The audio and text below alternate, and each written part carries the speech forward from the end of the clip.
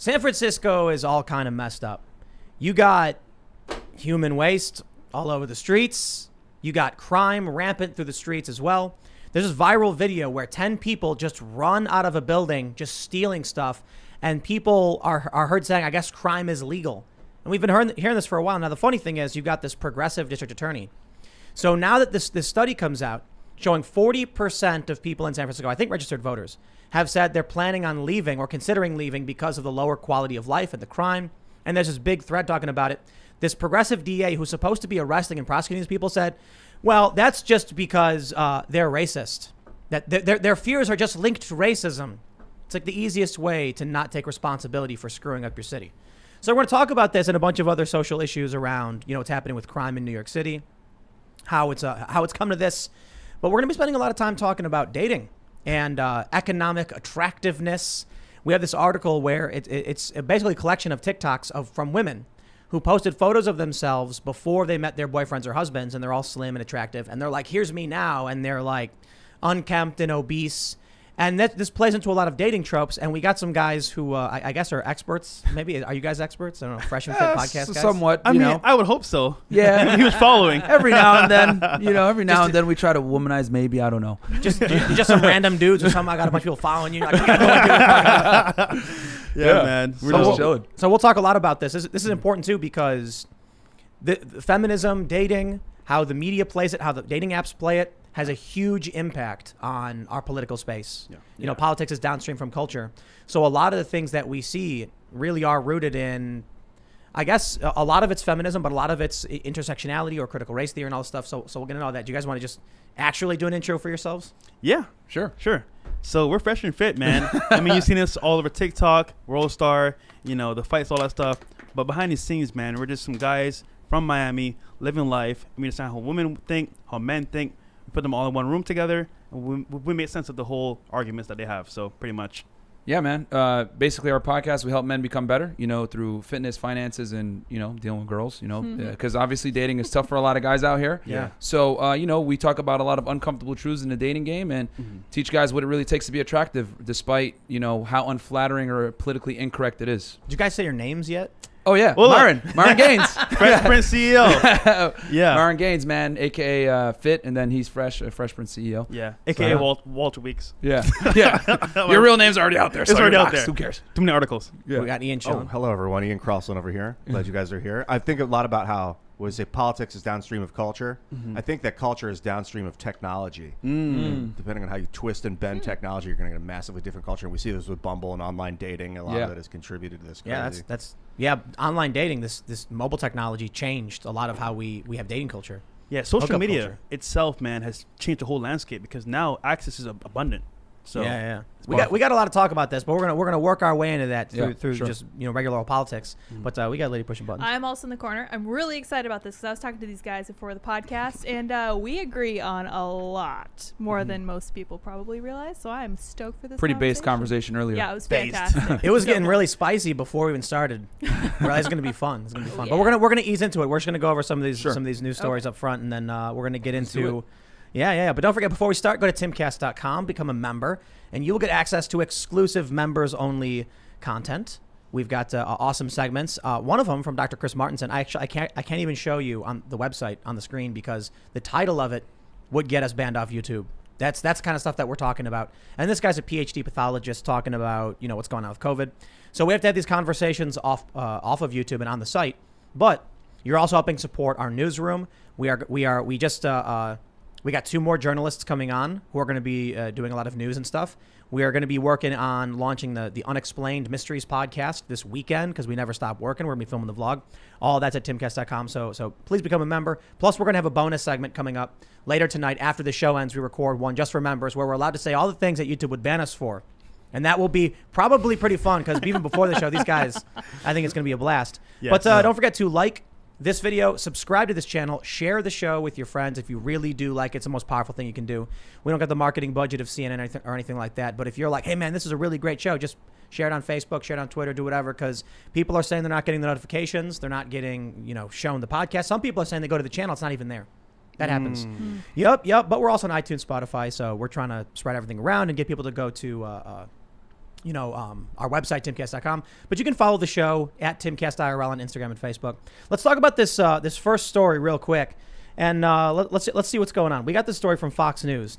San Francisco DA official says, I'm sorry, I keep screwing this up. I said this was Chesa Bowden. It's not the DA. Oh. It's the DA official who says crime surge fears linked to racism. It's similar considering the district attorney is supposed to be the one that's prosecuting all this crime. Reports of vehicle break-ins are up by between 100% and 750% in parts of San Francisco. And we're seeing stuff like this all over. We got this story from the Daily Mail. Crime is basically legal in San Francisco. Furious shopper posts video of horde of shoplifters fleeing Neiman Marcus, totally unchecked, with armfuls of designer bags. So we'll just jump in. I mean, I've been talking about this stuff for a while. I lived in the Philadelphia area. I don't want to live there because there were riots. It's not even about the riots. There was one story where a guy barricaded himself inside a building and started shooting at cops. Like, I think he shot like 5 people. And so at a certain point, I'm just like, why am I even living in a place like this? Yeah. But especially over the past year with crime skyrocketing everywhere. You guys are in Miami. Yeah. I'm wondering what you guys have noticed, if anything. Breaking into cars sounds like Wynwood. Yeah, literally. Like, you go down to party with your friends, whatever, in a cool spot area. Yeah. You come out their cars, it's open. It's like- Wynwood is it's basically like, think of it as like our Williamsburg of like New York or Brooklyn. It's like, going through gentrification, very similar to Austin. A lot of graffiti, a lot of really artsy. So it's like right there in that art district area. So but that used to be the hood back in the day. So now what's going on is like a lot of car break-ins, a lot of people getting robbed and everything like that. And Philly is like always consistently in the top 5 or 10 most dangerous cities in the U.S., man. So it's I guess like the recurring theme with all of this is that these cities are typically run by Democrats. Yes. Yes. Yes. Yes. I don't know how political you guys get because you talk a lot about dating. Miami is we were the last county to open after the beer bug stuff. You know what I'm saying? Yeah. We were the last county because Florida was open for a while, but Miami-Dade was the slowest. We just opened back up maybe a month ago. So yeah, they're pretty. That's one of the craziest things is you had Democratic. you have that county that was like safe Democrat that flipped Republican. Which county was that? Was that? Yeah, it was Miami, wasn't it? Was that north of Miami? Is it Miami-Dade? It might have been Broward. Broward is that one area that's like, Maybe. it's like, I think it might have been Broward. Yeah. Probably Broward. Yeah, because Miami-Dade is typically always blue, but I wouldn't be surprised if Broward like went red for a bit because Broward is like a lot more diverse than South Florida. Yeah. Well, it is South Florida, but it's much more diverse than the Miami-Dade County area. In Miami-Dade. Yeah. Oh, it was Miami-Dade? It was. Yeah, it was Miami. There you go. Okay. I was right. I don't know Yeah. which 27th district and 27th, 26th. That was crazy because they were saying that it was safe Democrat. It wasn't going to change. But there's like, I guess the main theme of the story that we're going on is when you look at, I think San Diego is run by Republicans. They're not in the top 10 for crime, even though in the top 10 biggest cities. So like, I don't know what your guys' opinion on this. San Diego is great. Man. I like San Diego. Or I'm not a just- fan of California, but San Diego I do like. So nice. Just in general for like the crime we're seeing. Honestly, What's it like in Miami? for crime, it's kind of like, how to put this? It's more in the party scene. I would say this, like, let's say you're going out with friends, right? You meet a girl. Guys are getting, like, finesse from girls. Like, for example, you bring her to your house, you have a great time. By the time you wake up, your stuff is gone. That stuff happens in Miami all the time, right? Wow. We're in Miami. Think about it. We're, Yeah. party capital. And then just being a regular civilian, you're walking around, whatever. Certain areas are obviously still not safe, but I would say more it's like car break-ins, guys getting finesse from girls. And then also, even behind the scenes, there's like, theft with scammers, people putting. But does it feel like it's going up? I'll say this: Miami Beach has definitely changed significantly over the past, 10, 15 years. Ever since for me, what I noticed the trigger point was right around 2008 when Florida started getting on the map with DJ Khaled and Lil Wayne and all these rappers like really like representing the South Florida area.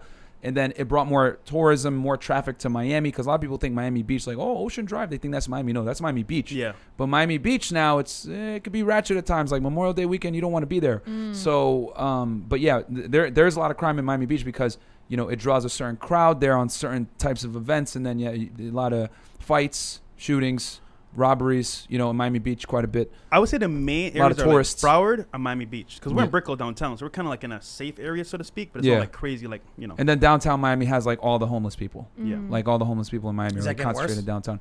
Yeah, dude. Okay, get this right. So I came here 5 years ago to Miami, right, from Barbados, and downtown Brickell is kind of like, okay, open area, not too much people over there, not too many homeless. Now it's like overrun, but you know, the pandemic, all this stuff happens, so people are out of jobs.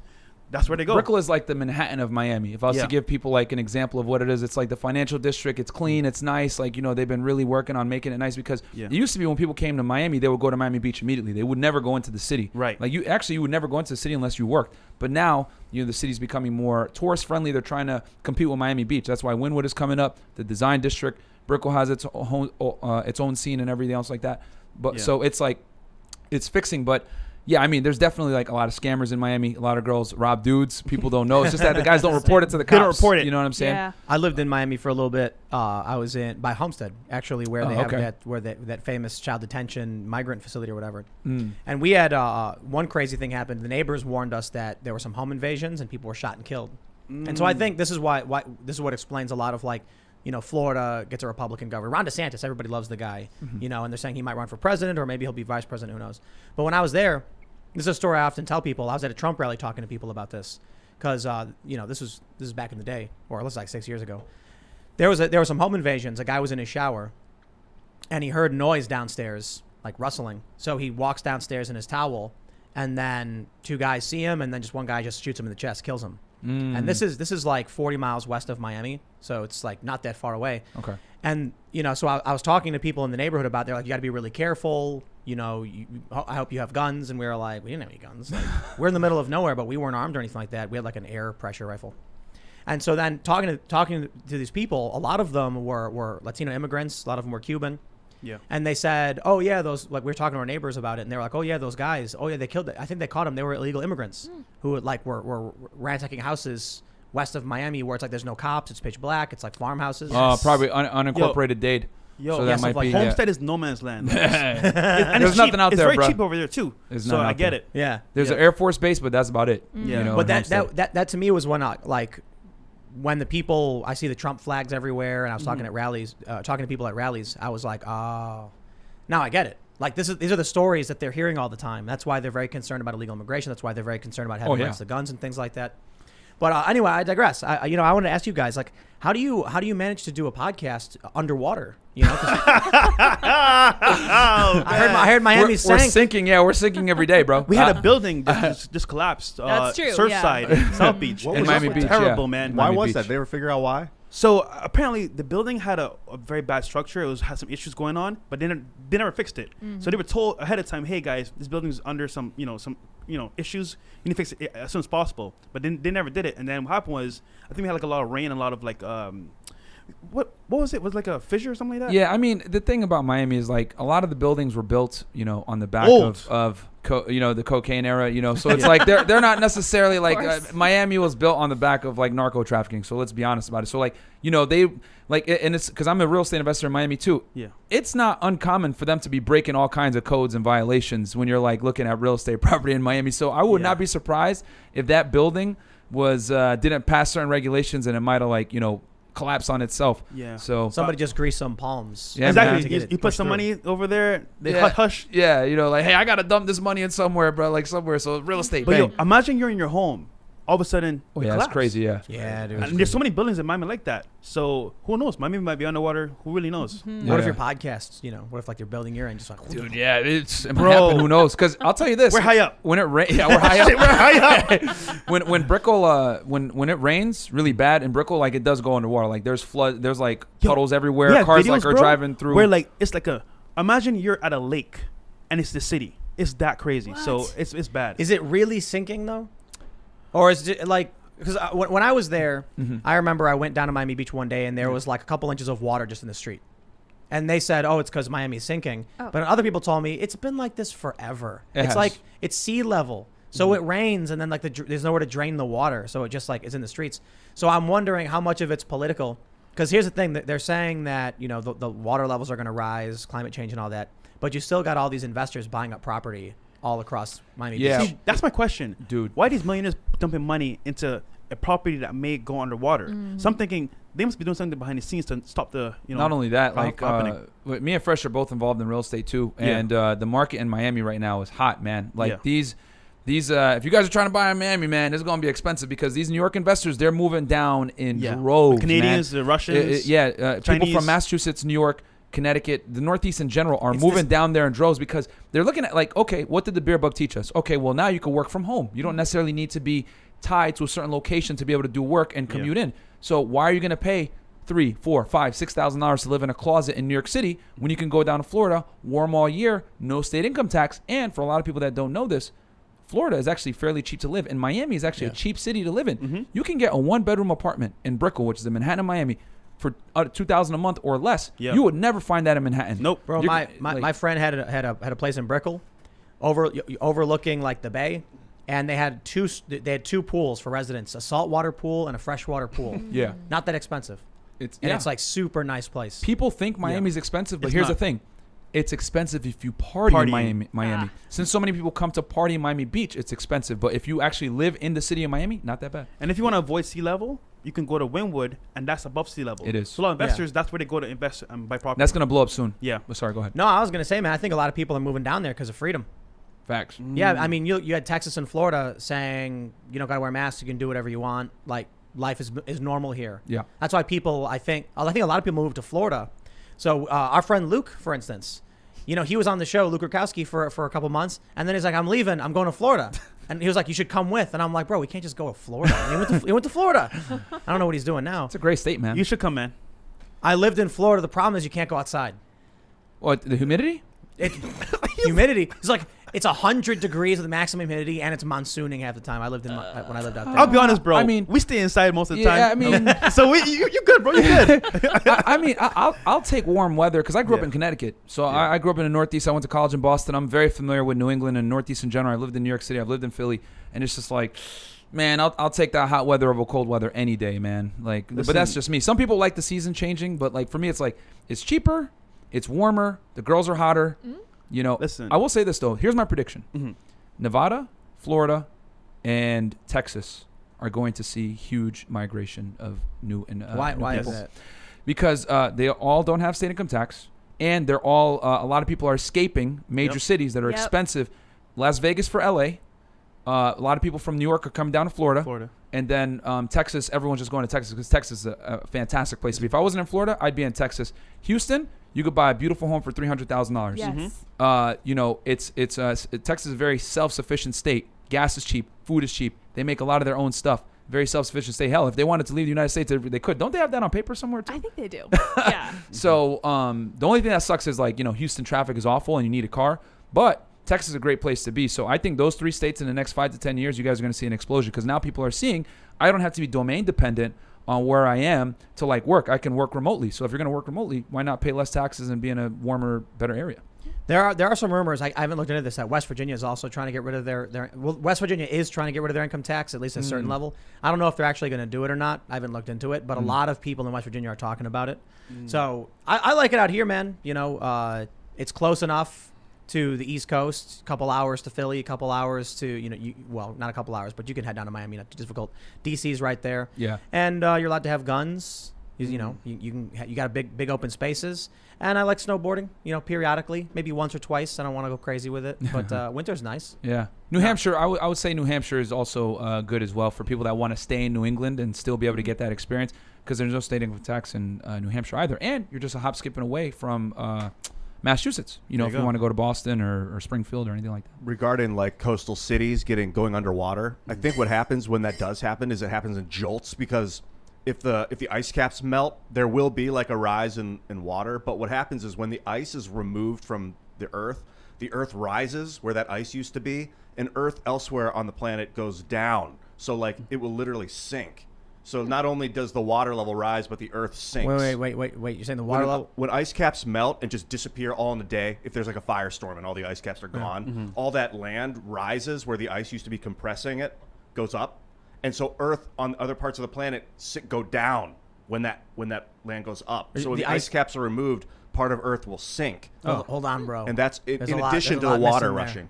Well, a lot of times climate change happens in jolts. It doesn't happen slow. The northern ice caps aren't on land. You've got Greenland, which is on land. Antarctica is on land. Antarctica, basically. But Antarctica is depending on your source. Yeah. Antarctica is gaining ice in some areas, maybe losing ice in some But areas. if it were to lose its ice, that's you would see land sink as well as water go up. So it's like a double. Are like the tectonic plates floating on water? You're saying? It depends on what theory you look at. If you look at the expanding Earth theory, there are no tectonic plates. I don't think expanding Earth theory is real. I think we should go deep on expanding Earth theory one day. I don't know, man. We're talking about investing in real estate and everything. Yeah. Well, land sinking, I don't think it's going to sink. I think buying it as a short-term, considered high-risk investment when it's not. I just think it's weird that I watched this video where a guy made a really good point. He's like, all these people are coming out claiming that climate change is going to wipe everything out. The water level is going to rise 20 feet, and all these rich people are buying up beachfront property in Miami. Like, what? Look, either they're expecting it not to happen or they're lying. See, that's the question here. Why are they buying these $1 million homes right on the water? Something's up here. They know something that we don't know. They have to. Yeah, Maybe they're Atlantean. They can breathe underwater. Yeah, that's probably naturally. it. Yeah. But I'm seeing Aquaman. now in Miami, they're putting like these pillars in the water. I don't know what they do, but they're supposed to like stabilize the. I don't know what it is, but they're putting pillars in the water.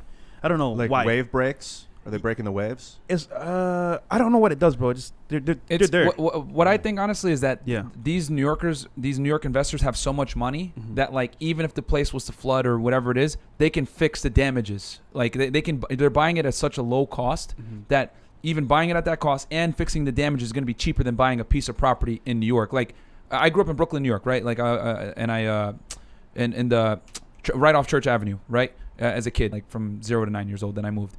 That property, I went and like looked at it. It's worth like $2 million now, and it's like just like a little crappy apartment like building, and it's like worth $2 million now. So it's like New York real estate. You can't even get in the game unless you have millions. So it's like, oh, I can go to Florida and buy like a triplex or a quadplex or whatever, or maybe even an apartment building for under $1 million. Yeah. I'm gonna do that. But as an Not investor, well, hold on. Some of these firms are probably just getting fed money for free.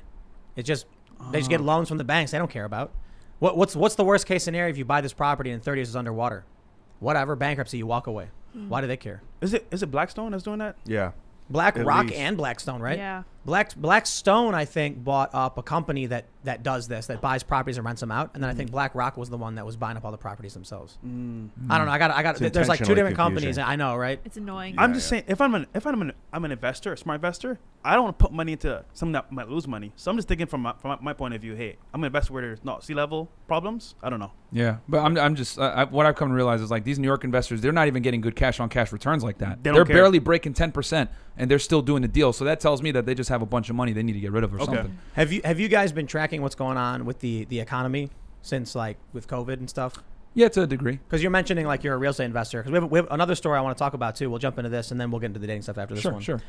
Supermarkets are now, this is from the Wall Street Journal, supermarkets are stockpiling inventory as food costs rise. Grocers are setting aside larger amounts of frozen meat, sugar, and other items to protect profits ahead of anticipated price increases. A lot of people think that there's going to be like some kind of market collapse. Inflation's already through the roof. Like, we're like, I mean, the bacon's up like 20%, gas is up, highest than it's been in 7 years. Now grocery stores are trying to buy as much as they can right now. Yeah. What was it, like sounds $6 in LA? Yes. When we were in LA, we were just in LA. Shout out to Adam 22 and No Jumper. We were over there and we were in LA Underpass. for a couple days, and the gas was outrageous, like $6. Yeah. $6. A gallon? Yeah, $6. I'm Per not gonna gallon. lie. Like I feel like it's an agenda going on right now. I feel like this whole pandemic thing was kind of like a cause to a means to an end, and they want to kind of bring about a certain change. And this might become The Great conspiracy. Here we Reset, go. bro. Exactly. It's not So- a Play the conspiracy. X-Files music. They publicly say like Yeah. COVID is our chance to change, capitalism, to reform capitalism. So it's like it doesn't have to be a conspiracy. It's just a bunch of ideologues saying I'm going to do things in this direction. Yeah. Right. And then you end up with $6 gas in California, people fleeing like crazy. Nobody wants to live there. There's a saying that says, "From all the chaos comes order." So I think this is like I would say this is a made up agenda to push what they want, but control the money and control the food, all that stuff. So I'll tell you guys what I'm doing personally. I'm like getting rid of all my fiat currency. I'm throwing it into Ethereum, crypto, Real estate. Bitcoin, real estate, and then I even bought some silver, precious metals as Yes. well. yeah. So I feel, and then the next thing I'm going to do, I don't know much about the stock market. I'm going to get into that as well. Get a broker account, and then get into that as well. But yeah, man, if you have a diversified portfolio and you like take your earned income and throw it into assets, man, that's the best you could do. Because I agree with you, inflation is gonna, we're gonna pay for it soon. If these supermarkets are buying food right now, dude, food spoils. So how long is this food really going to last in their freezers? A couple months? They must be expecting some massive inflation to hit within the next few months or so. So what do these big supermarket chains know that we don't? Where they're willing to bet on buying tons of food that could spoil, they might never sell. No, they think they're going to sell it, which means are people going to be running out the door and buying up food right now? Like, there's a lot of questions about this. They buy larger amounts of frozen meat. How long is that really going to last? How long can you freeze meat for in your freezer at home? 6 months, I think. Yeah. 6 months? I think so. That's yeah. a pretty long It's a time. while, yeah. That's like that's like pushing it to the limit. Yeah. But that means Scarface. if you went out right now and bought 10 loaves of bread, Yeah. you can only freeze them for so long. It's not going to be good. Right. Yeah. And so you're really expecting you're going to eat all that bread. And you would have to get the worst bread, not like the good stuff, not the Ezekiel. Right. You'd have to get like the crappy white bread for it to last Yeah. that long. you Right. know? All the preservatives in it's really thin. Not Yeah. like Ian's Yeah. bread. Ezekiel is going to be green in like 3 days. Yeah, Ian makes bread. It spoils in a couple of days because it's Yeah. just so fresh. No Yeah. preservative. But no, check it out. Check it out. If these stores are buying up all this food, it sounds like they think people are going to be buying up all this food soon. Why? for a That freaks reason. me out. That Yeah. freaks me out. That's a good point, man. It's like something going to happen. People are going to get extra hungry, or I'm going to die. I like to eat organic. Oh, dead. no, yeah, you're totally gonna die. Yeah, I'm dead. no. That's the good news. Like, no. Listen. When all the food is gone or expensive, you need to eat the bugs fresh. Fresh right out of the ground. Cicadas are all gone, so you can't do that anymore. Roaches have protein. Yeah, man. Bugs have a lot of protein, man. We had a cricket bread. I Are would say it was underwhelming. Are we in Q3 right now? Did we just enter fiscal quarter 3? No, I think we're in 2. Okay, so maybe they're unloading their cash for quarter 2 before the quarter ends to try and reduce their But tax. it's money dependency. and like listen, if they think this is a move to make money, right? Because they're like, I'll put it this way: if you can buy a steak for $1 right now, but next month it'll be $2 for that steak. They're saying like, okay, I'm going to buy a bunch of steak now while it's cheap, but then you also got to sell that steak very quickly because it'll spoil. So they're not only they're willing to take that big of a bet that prices are going to be going up relatively soon. See, 6 months. I think they know something that we don't know. Because honestly, this is a power move here. Because why would you buy all the food off rip? So I think you're right here, but I don't know what the agenda is here. That's Yeah. the thing. That's a strange risk to You know- take. Yeah. It's So- a good investment. What? Guns. Yeah, facts. Yes. Facts. Yeah, Yes. man. I mean, I was thinking about this. You mentioned real estate, crypto, getting out of fiat. I was thinking about that a little while ago. I was like, dude, I've had a savings for a long time. I have some money that I have in a savings account, and I'm just like, I'm never going to touch this money. And Yep. like, it's like I've had it for like a decade. Just like sitting in the savings account, and I look at it now, I'm like, I can't buy anything with it anymore. But if I had used it a couple grand 10 years ago, I could have bought something. Today, man, the inflation's been so Yeah. crazy. Yep. The That's buying what power yeah. is just like, And we tell guys on our podcast, like you want to have at least 6 months to a year of like cash on hand, for immediate, fiat currency like that you can have access to. But everything else, man, throw it into like assets because assets. the dollar is going to start, the inflation is going to hit us very soon. So Also, check it out. yeah, but I agree with the guns thing though, because that is definitely in California. I used to date this chick actually. She was she approved the weapons permits in the Los Angeles County. She said she was a year behind. Wow. A year behind, dude. that's creepy. A year. You know why? behind. You know why guns are good though? Yeah. Think about it. They work. For the most part, you can just get one. You can put it in its case. You can seal it up, and it's gonna work. Yep. And it's just a piece of metal. Yep. But it's like a good little piece of engineering. Ammo too. I think ammo. Yeah. I would say ammo. But with I'm thinking about that. I'm like, if I went out and bought a gun right now and kept it properly stored, and the dollar goes down, that buying power of the value within that weapon is going to keep going up. You're going to retain the same value. So I'm like, that's a pretty good investment. Like, No. and also you got to think about this too. I love the conspiracy theorists who are like, buy gold. All the old Alex Jones videos. You got to buy your gold, people. Yeah. I'm like, what are you going to do with gold in an apocalypse? Like, what are you going to do with gold if the economy collapses? Nobody's going to want it. Yeah. Right. You're It's good to have it, but like I agree, like dumping on because I know people that only do precious metals, and I'm like, bro, like diversify. You know what I'm saying? Yeah. But yeah, I agree. Like, yeah, what are you gonna do? I'll barter you some gold if you give me your Glock. Like what? Yeah, right. Like gold and silver will have value so long as the economy still exists. Yeah. So if the economy can tank, not so bad, and you can see the price of gold go up or silver go up. That's why I do think it's good to have some precious metals. I have some. Yeah. I do think it's good. I think like you said, It's diversify. good to have it. Yeah. But- 200 ounces, nothing crazy. If the apocalypse happened, and like it was like COVID times 10, nobody's gonna want gold. They're gonna want food, water, Food, or water, ammo. and protection. Yeah. But guess what? For the dating side of it, you know the best investment for dating? What is that? Cat food and dog food. All these single ladies. There you go. Oh man. Oh, bad. Dude, it was really hard to get cat food. Even right now, it's been difficult. Really? Yeah, with all these food shortages, cat food's one of them. I don't know why. They cat food. invented dry food for dogs and cats like during World War II because they had to repurpose all the meat for the troops. So for the first time in history, they stopped feeding cats and dogs wet food, and they created this dry. Basically, it's like giving cats and dogs bread. And a lot of times people think it's because why you see feline diabetes and diabetes in animals from too much dry food. So Just you let really them go want- outside and eat some critters. Yeah. Man. Yeah, man, what they that do. wet meat, that's what they're built for. Yeah, Bucko, we let him outside. People got mad at us. They were like, "This is bad pet ownership." What? Because he killed a rabbit, and then we saw him just like eating the rabbit on the porch, and it was a big rabbit. Oh, He like chewed its head off. Natural selection. And it's a cat. I don't know, man. Hardcore. So Love it. we put a bell on him. So now when he runs, it jingles, which is he's supposed to coming. help the animals escape. Because like, dude, bro, we got clean food for you here, man. What are you doing? Don't kill those things. He wants to hunt. But he wants to murder. You know, he's a cat. So cats do. I did not know cats will like Eat rabbits. Eat rabbits, bro. I did Yeah. not know That's a that. crazy cat. Yeah. No, they do. He's metal. They're Yeah, metal. there was Sure, it's another not cat. a tiger, bro. I mean, he looks like He a little might tiger. be. No, there was a. You know, cats bring you dead animals. You know what? Yeah. Yeah, they'll come to your. If you have a pet cat and you let them outside, they'll come to you and drop like a dead bird or a mouse or something in front of you to like give to you. And apparently they're telling you you're a bad hunter. Yeah. Like, you looking never out get for mice, you. and here I'm going to show you. This is what you're supposed to do. Or they're like, here, I got this for you. And Yeah. what am I supposed to do with this? Yeah. I don't want That's it. crazy. You So eat it's- it. Eat it. Yeah, but we got chickens, though, and the chickens ate mice. Ugh. There was a mouse running along to the chicken coop, and a chicken just snatched it and gobbled it up in one chomp. What? Yeah. Like a chicken, not a rooster. That's random. Chicken. What the hell? Yeah. Bro, I did not know that. I So thought they would I- eat corn and stuff. Like They do. but No, yeah, no, omnivores. they don't eat corn. Chickens eat bugs. Chickens eat everything, They actually. grain too. Yeah, they're But omnivores. the people think you feed chickens seeds or anything. You know, if you let chickens go, they eat bugs. They scrape the ground and look for bugs. That's what chickens eat.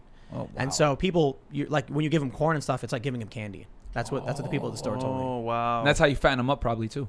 Yeah. That's what they yeah. feed the chickens. Yep. You know. And then for like if your hens, they're laying, they have a thing called a egg layer, and then they eat it, and it's like weird grainy protein garbage. Apparently, if you put a wooden egg in there with the chickens, they think that it's egg laying Convince season and them they'll to lay more lay. eggs. Yep. It's true. Yeah. That's so Chickens are weird. dumb. Could you imagine if aliens put like a fake baby in a hospital and people are like, Oh, I guess we boy. gotta have babies. I could see Just it. trick people into doing that. Yeah. What about Yeah. like deers? Because I see some in the back. Oh yeah. Deers? Oh yeah, dude, they're everywhere. And I'm worried they're always stealing our apples.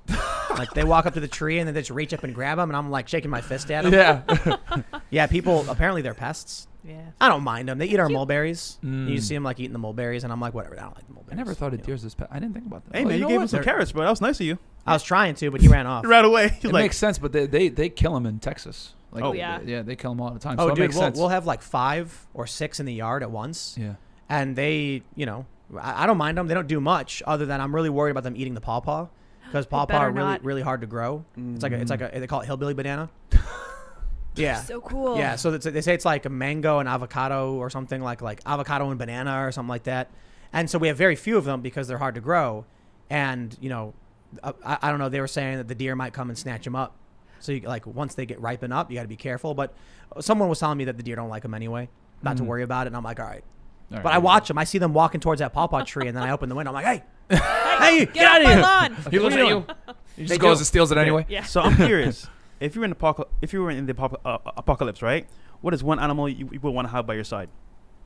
A dog, A dog? Yeah. German Shepherd. Okay. Ian? Oh, that's a tough one. I was gonna get crazy and say a falcon, but I think a dog. Yeah. I think you want a basic Falcon like punch. a hunting dog. Okay. Hunting dog? Myron? Yeah, you'd want a dog. Wait. Like by my side? Yeah, by your side. Dude, a gorilla. A gorilla. Now we're talking. But would you be able to control him though? If he's by my side, like if you're saying like he's my dude. Yeah, he's your dude. Oh yeah, dude. Oh, homies okay. with Like if you that. could Yeah, control him, then gorilla. yeah. Being homies with just like a fully grown gorilla. Yeah, if he's like a Pokemon, I'm like, yo, do psychic or something, and he does it, then I'm cool with that. But like, is a monkey Like it- really gonna listen to me? Like, yo, mean- psychic, you'd be like, look at me like, nah, bro. but if it was like reality, a dog, of course. Yeah. Yeah, I facts. don't know. Okay. But do you guys have why dogs? do I you don't ask? have a What's your dog. plan? An It's- alligator or something? It's funny because like in Florida we have alligators, right? Yeah. So my thing is, hey, you come close to me, go sick 'em, boy. Oh yeah. Alligator, Alligator? crocodile. I don't know. bro. Is it alligators or crocodiles? Like, I can't tell the difference. Crocs are I smaller. have no idea. I feel like it's they're lazy. alligators. I feel like they wouldn't do nothing. You'd be like, yo, But go if- attack me. Look at you You're like, kinda right. But if you could have an animal with you that was like your animal that was cool with you and listened to you, you'd want something big and powerful. I would watch That's that true. online. Like a rhino or something. That is very true. Yeah, because like you could just be like chase down, well, maybe a lion. What about tiger yeah. Online, yeah. or leopard? Dude, if Yeah. you had a domesticated big cat, if you could like So Black Panther. communicate with and control a cat, Okay. There yeah, you go. that would be good. those But yeah, the tiger will pharaohs. probably. You definitely need Pokemon badges for a tiger though. Yeah. A lot of Pokemon badges. You ain't gonna make it with just a pewter gym badge, bro. That's Gotta go all the He's way. gonna look at you like, bro, Brock is trash. I'm not listening to you. So yeah, Rock is trash. that dude had no game. yeah. He was like, how many people who listen to the show watch Pokemon? All that dude would do is just like try and He had rock Pokemon. No, but he would hit. They're on the with, worst. Misty. No, I don't mean like his Pokemon game. I think The girls. Yeah, the girls. Oh yeah. Bro, he was trying so hard, bro. You know, Johnny Bravo? It was even worse. He was like, hey, oh, you're so beautiful. He's like, Bruh. get away from me. Yo, his eyes were always closed. Yeah, until like- he saw a hot chick, bro. And he always had like 3 Geodudes, and I'm like, bro, Geodude is trash. Why do you have He'll have a Geodude, a Golem, and then Gravitar, Oh, and then man. another Geodude, another Gravitar. I'm like, bro, you took an L with the first 3. What makes you think the other 3 are gonna win for you? Like what? Like every Pokemon breed like destroys you guys. Facts. Like except for Electric, but Surfing Pikachu, done. Finesse. That was a dumb thing about that show. It was like he electrocuted the Geodude because it got water on it or something. Like it's a rock. How is that It's a rock, possible? dude. The show broke so many rules. Yeah. Yeah. Like, you know, like a Pikachu would beat a Geodude. We know damn well that if like Geodude used like Earthquake or something, like the Pikachu would be dead. Dude, anyone who's ever actually played the game is like, what's Pikachu gonna do? Quick attack and tackle? Yeah, And then it's like doing 1 damage each turn, and you're like, I'm just dying. This is pointless. yeah. Why are we talking about Pokemon? I don't know. I don't know. I don't know. It's I- entirely- Did just you brought- ask about the apocalypse? Apocalypse, animals, Yeah, there we Pokemon. go. Yeah, we found But you it. could get a Surfing Pikachu though. Surfing Pikachu? Yeah, Pokemon Stadium 64. Yeah. You had to do some stuff, and then you could teach your Pikachu surf. I think your chat's loving the Pokemon discussion right now. Well, so let's do this. We're gonna hard segue because we had a conversation last night about critical race theory in schools. Okay. Have you guys followed any of that stuff? It's funny. We had Hotep on. He We had spoke about Hotep it. on. We were right. talking about it a little bit. Yeah. Yeah. So this is like, I don't know. I guess maybe esoteric is the right word. It's kind of scary because more people should pay attention to this stuff. But one of the things we talked about in the bonus segment, which maybe we'll get into a bit more in the bonus segment for this one, as it pertains to dating and stuff like this, is how like the gender identity stuff is affecting future generations. Yeah. People aren't having families anymore.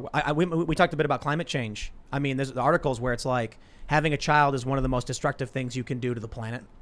So they're yeah. You've not heard this, but I should pull it up. No. Damn, I've see never if heard of let me this. see if I can pull it up. So bad. Having I children mean, is the most now you destructive. said it, I could kind of think about it because if you raise the child the wrong way, they could probably like Oh yeah, facts. want to destroy the earth. Yeah. That's true.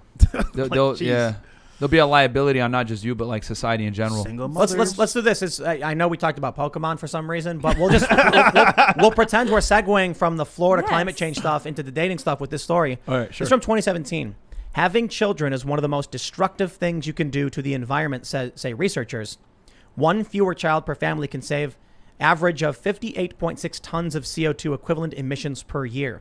So you got stories like this.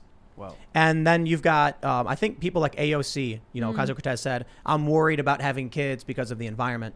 You've got a lot of stories popping up where people saying they're not going to have kids for political reasons. And so, yeah, no joke, man. You look shocked by this. Yeah. This is stuff that we talk about quite a bit. Bill Gates too. Depopulation. I think depopulation isn't the right word. No. Population management. They want to slow the growth of population. Or rather stop than- it to a great Yeah. degree, or control it, right? And so it starts getting into scary conversations about eugenics, choosing who gets to have kids stuff. But I don't know what they're doing in that regard, other than you've got articles popping up. This one says researchers from Lund University found having 1 fewer child could save 58.6 tons. Eating meat, driving a car, and traveling by airplane made up the list of the most polluting things that people can do on the planet. But having children was top, according to a new study. So, I guess in terms of where we're headed, people don't have kids. People aren't We getting do have married. the lowest birth rates Yeah. in Yeah. the West in general. How old are you guys? I'm 31. 31? I'm 28. Are you guys married with kids? No, hell no. Come on, bro. No way, man. Your wife would be definitely cool. not. It's No, funny. but- Definitely not. Yeah. No, but think about like I don't know about your parents' generation. Like how old my parents were in their late 20s when they had multiple kids. Yeah, same. My mom had me at like 40 years old. Mm. Yeah. That explains a lot. Wait, Yeah. yeah. Yeah. Okay, rude. My stuttering. Nah, but my grandparents, man, like they were together for like 70 years, man. Like back then, it was more like you find somebody, you work through the problems and you figure it out. Now it is kind of like, hey, if you're not benefiting me, like what's the point here? So regarding kids, it's kind of like, okay, what's the point of having kids with somebody that you don't really trust? So that goes into trust, dating, relationships. So I would just say having kids is a big deal because now it's two people together for a lifetime, and most people they want to be for a reason or season, but not for the whole time. So What's the point of having kids? Continue the legacy. I think it's more ego, and I think it's more ego, bro. Honestly, Yeah, well, ego. I mean, we're designed to procreate, man. Yeah, but like, okay, if you're living a good life, Yeah. why do you want kids? Well, it's easy for us to say that now, but when you get older, you're gonna want kids, bro. I don't know. It's just that fortunately for us, we can like push the clock back longer. Yeah, For- as men. you know what I'm saying? As a Yeah. guy, like you can keep doing it until the day you die. But like, for women, they got a finite amount of time. Because I hear it, I want a But- little mini me. I'm Yeah. like, Heck yeah. why do you want a mini me? Is it for your own personal gain or because you actually want a kid to enjoy life? That's some questioning like, okay, is it about you, your ego, or is it about the kid itself? Yeah. Everyone that has kids says it's the best thing they've ever done. So Yeah.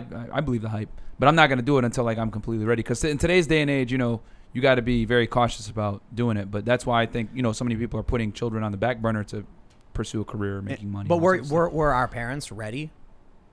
That's a good question. Probably No, not. they were I think not. so. They were Yeah. not. You're right. They were not. Yeah. My They mom just had kids. My mom was on vacation in Barbados when she had me. It was, Oh my. that was a mistake. Hi, Hi, Mom. Yeah, but isn't everybody like that? That's why it's always funny when you watch on TV shows and they say like a kid was an accident or whatever. I'm like, come on, dude. Like most How kids this are works. accidents. Yeah. Like nobody was like, all right, it's 7 p.m. on the 3rd. It's time to have a baby. Some people do it. Yeah. Some people are like, I want my kid to be born on Christmas. And Yeah. they, All right. They They which is time like- it perfectly. That's the worst day to be born too. Because my friends who had birthdays on Christmas, Oh, they that's got the like worst. they didn't get any. They got one present. Steal the You know what I mean? gifts, It's yeah. like Christmas. Yeah. It's That's the Christmas worst. and your birthday. Congratulations. Here's your present. Have a nice day. Yeah. Everybody else got presents. Exactly. No, but you're right, Tim. You're never really ready for kids because like you might prepare for it, but it might happen when it's time. Who knows? So what's the end result of this? I mean, we're talking about inflation.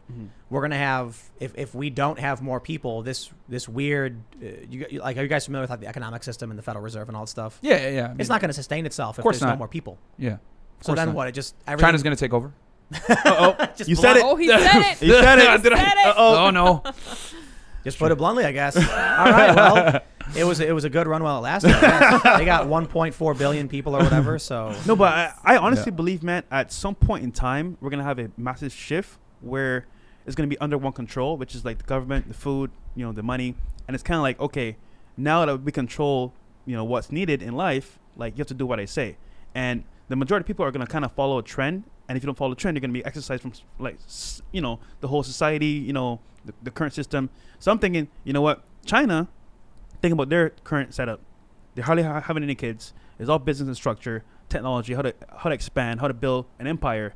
Versus now, America's kind of like, do it Well, they want people to have kids now, though. in China. Yeah. Yeah. They got rid of that rule. That's One right. kid per Yeah. family. It used to be a male, but now the problem is that they've almost overcorrected to the point where like there's no women anymore. Like So there's they- too many men, too many bachelors. they buy North Korean slaves. Oh, is that what they're doing? Yeah. We actually had a woman from North Korea on the show, and she was saying like that's what they do because there's no women, so they just buy them from North Korea. Oh, I didn't know that. Creepy Jeez. stuff. Yeah, man, the world's a dirty place. Yeah. There's like it's nasty stuff going on. But my question is, China's like, we're gonna win at any cost. That's right. do We you don't wanna care. do you actually want to have kids in this current climate right now? Do you really want to have kids? No. Yeah, but come on, man. People had kids during World War II. People had kids during Vietnam. Like the world was messed up in a lot of ways, and people still had kids. I think we're being inundated with propaganda like this, where they're like, "You can't have kids. The environment, it's really, really bad." And it's like, I mean, that's true, I suppose. Like humans fart and poop and Yeah. eat and stuff like that, but people have kids. I wouldn't say the natural environment is the problem, like, with, obviously pollution that plays into it, but I think it's more like raising a kid in today's day and age in this contemporary marketplace, like it's going to be tough, man. Like, yeah, like, I mean, the family unit is not as strong as it used to be, nowadays. You got single moms all over the place. There's a whole bunch of things which we get to cover later, but yeah, I mean, it would be tough to raise children now. Honestly, So what's the future going to look like if we're not having kids? I mean, like, we're not. China taking over, man. Trying to take it. Stick to it. That's just Stick to it. I mean, if we don't have kids anymore and we're kind of like, just, doing our thing, it is selfish at the same time, but I understand why people do it. My thing is, if you don't have kids, though, it's kind of like we're going to be stuck in a certain like mindset and, I would say hysteria, because now we're not bringing up new ideas and new people to think about certain things. Good So we're point. stuck in a certain box of, okay, this is how we think. If you don't agree with it, you need to propagate the next generation. Yeah. And right now the birth rates are the lowest they've ever been. And there's a bunch of reasons for that. You can feminism. The cost of living has went up, inflation, all these other things. But people are millennials now. They're less likely to buy a home. They'd rather rent. So there's a bunch of things. Why I don't believe that rather rent thing though. no. That's absurd. Like, why would you rather rent? They can't buy. That's the problem. They Especially can't with buy. BlackRock. Yeah. Yeah, literally, like our generation, they want to be entrepreneurs and invest, but they can't. They're working at Starbucks. They're working at. How are you going to invest with that money?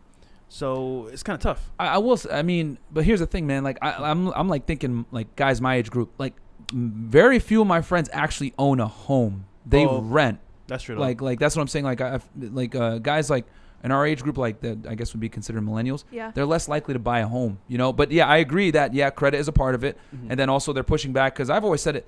Like there's really no need to buy a home unless you're going to have kids. Because then you're tied down to that area, and the only reason you would want to be tied down to a geographic area is for a good school. Yeah. Exactly. So I wouldn't, if you're a single guy or or even if you're in a relationship with a woman, together, a monogamous relationship, like unless you're going to have kids, I wouldn't buy a home because I think it's like it's kind of throwing money at you lose your leverage to be able to maneuver around and do what you want to do because you're confined to one geographic area on a house. That's not true. No. You just go to a rental management company, and then you buy. Let's say you buy a house, and you live there for 1 year, like you're gonna do a lease. Then you decide I don't want to live here anymore. I don't want to deal with this. There's probably hundreds or thousands of rental management companies, and you just say, if you rent it out and you do that's good. But what you don't most even people think do, about it. Yeah, but most You people literally- they're gonna want to keep the house. That's what I'm saying. Like a lot of people but you want to still live own in it. So You still own it, yeah, so but- what happens is you buy a house, you own it, you're paying less per month to live there, and then when you decide to leave and go somewhere else, you call a rental management company, you sign a paper, you walk away, and you don't think twice. You don't even think about the house anymore. It's yours, and then all of a sudden, every few months, some money appears in your bank account. Yeah, if it's like for that where you're gonna rent it back out, that's great. But a lot of people, they're not. I would say they're gonna buy the house and like live in it and be like, I have a house. You know what I'm saying? Like the American dream, the white picket fence, a home in a good school district. I can send my kids to school. That's why a lot of people buy a home in a nice areas from ego too as well. They're like, oh, this is my house. This is where I have things. This is where I have my parties. So when they leave, it's like, okay, I'm leaving everything behind. But I get what you're saying. You can do that as an option. Yeah. But majority of people that I've seen in the real estate community that buy in Florida, a house and live in it, and then they just stay. dip. Yeah. I don't think there's good schools anymore, though. To be honest, that might be an issue too. I would say we're getting there. We're like this pretty soon. You're gonna just have to send your kids to private school or homeschool them. We're gonna get there to that point very soon. We're there now, dude. Yeah, you think so, like, man? We had this Azra Nomani on the other day, and she's working with a bunch of parents targeting critical race theory and critical theory in schools. The stuff they're teaching kids, man, is just insane. Mind-blowing. You should have So seen bad. the books that she brought. Mind-blowingly insane. Like, Wow, what do you think crazy. kids... Indoctrination on steroids. Yeah. Like, what do you... like? Worse than college campuses? Yes. Yes. It was like the same. So, They're like, giving you- it to first graders. No, Yeah. like you imagine like a worksheet for a third grader is going to be like, a train leaves Cincinnati going 50 miles an hour, and then a train leaves Chicago going 70 miles an hour. Like, math problems like that. We're looking at this workbook, and it's like, what makes you uncomfortable in your black skin? What? Like asking a child that and then having them write down. But the thing is, it's a loaded question. There was like one of the questions, no joke, was something like, why do you think black people are uncomfortable in their skin? That was like one of the questions. Shraggy? And I was What? like, Say what? but you see how the question's loaded? Like Yeah. it's asserting it as true. Yeah. And so the kid has to believe that's and true. asking you why you think it's true. Yep. Right. Asserting it is true. And there was one. It was like, how can you be a better? What did it say? Gender, race, What is gender, race, gender, ally? race, or racial gender? It's just psychobabble. Oh, Like, dude, if that's the case, then yeah. Yo. Obviously, I went to school in the 90s, right? So, like, back then, you were still, coloring in circles and stuff. Like, oh, don't mess outside the line. And, playing tic-tac-toe and, maybe, getting in some fights in the schoolyard, whatever it is. But, like, now, if that stuff's going on, that's a clown world, bro. Yeah. Dude, Yeah. and I did then not some. realize that the school But system see, has changed that much. That's why I asked the question. do we really want to have kids in this current climate? Like I mean, honestly, homeschool is the only way I would actually do it. That's the only way I would do it, honestly. Homeschool, man, for sure. But like, see, but the negative of that is that like you kind of want them to be around other kids too, though. Yeah, like bring that's I think one of the beauties of like sending your kid to public school is like they build a friend group, they learn how to interact with other people, they learn like what's socially acceptable, what isn't. You know, I think bullying is good personally. Like, but like I grew up, I got bullied as a kid, and it made me a better man. You know, I like it like kind of. If you were a weirdo or whatever, like you get picked on for it, but then you would know, man, maybe I shouldn't act like this or whatever. It kind of, some people makes them, some people it breaks them. Right. But you know, it lets you know. Just bring your kids to the skate park. You could do that too. And there's a bunch of other kids. Or get them involved in sports. Yeah, get them involved in sports. Bring them out into public spaces and community events. Play an instrument. The problem with these schools is you don't actually know what they're teaching your kids, and you can't just give that responsibility to strangers. Yeah. And that was a mistake parents made for a long time. Because even outside of the indoctrination of weird culty ideologies and like racist garbage, College campuses are awful right now. Yeah, dude, we hear stories about like a dad who's like, I sent my 18-year-old daughter to college. She came back hating me, and her head was shaved. She was wearing weird clothes, and her face was all pierced up. You're toxically masculine, Dad. You know, yeah. It's crazy, man. It's a clown world, but yeah, with kids, I mean.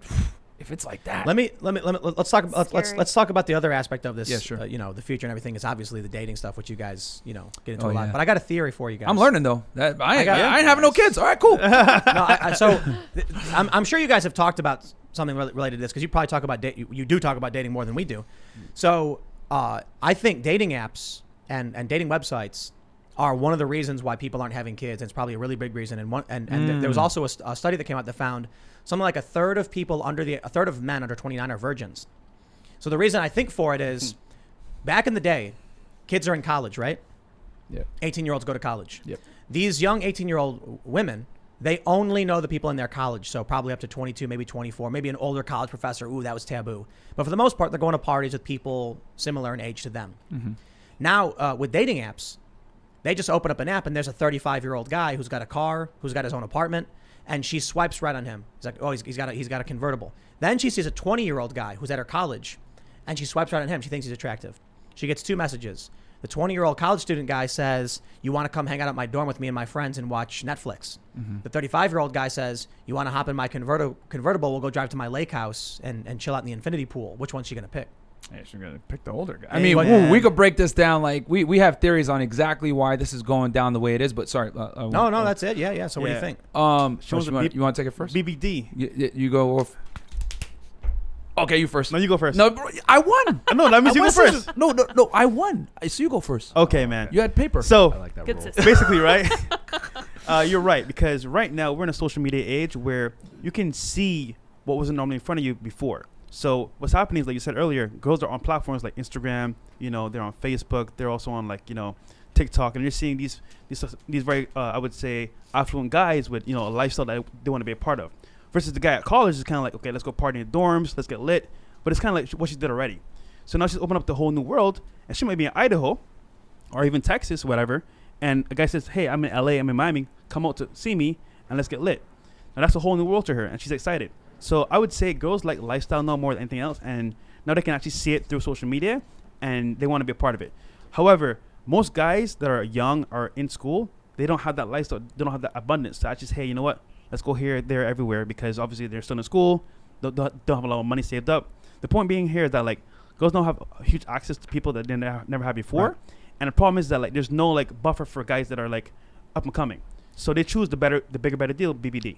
There was some posts from Mike. You guys know Mike Cernovich?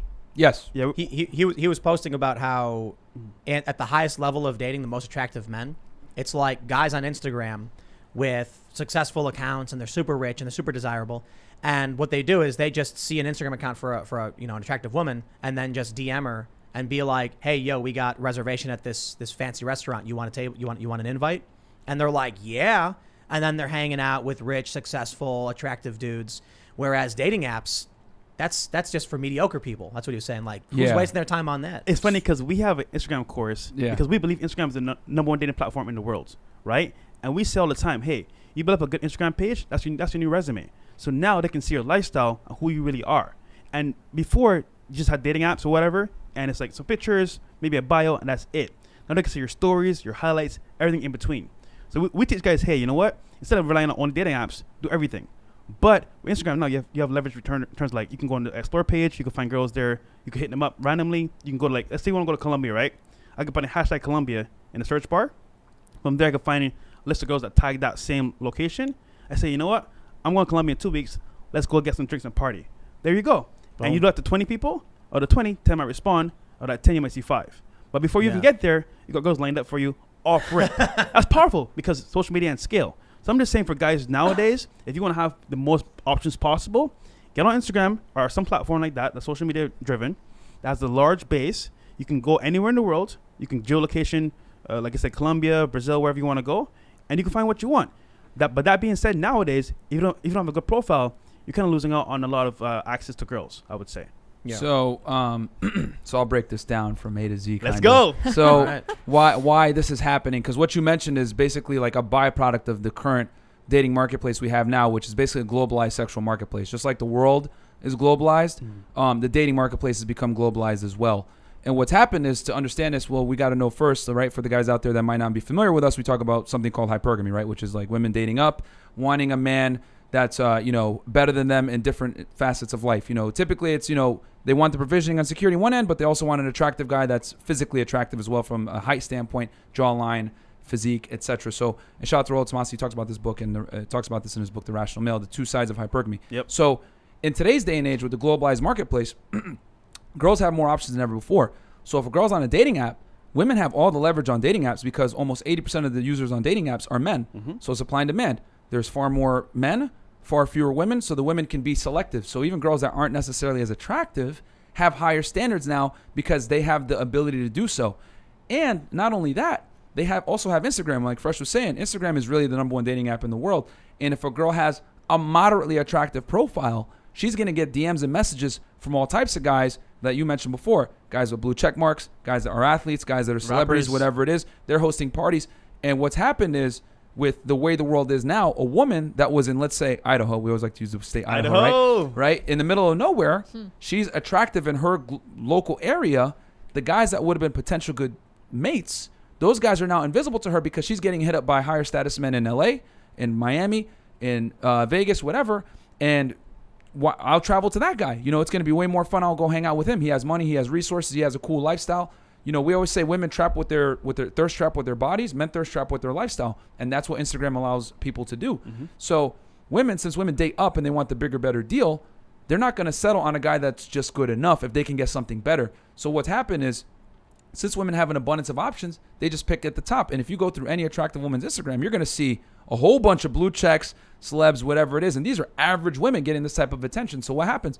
The average guy gets kind of left out on the dust, and this is why so many men in the age group that you were saying from like 18 to 29 are virgins. And we actually talk about on our podcast that if you were to take virgins in 2021, I would be willing to bet a majority of them would be men and not women. And women are It's true. Though. Far There was more. a study that came out. There is an increase in virgin women, but it's substantially less. The increase in men under the age of 29 who are virgins is really, it skyrocketed to like a third. Yeah, it was like 20-some%. Now it's 30% or something like that. No, it was way bigger than that. It was like in the teens and then just doubled.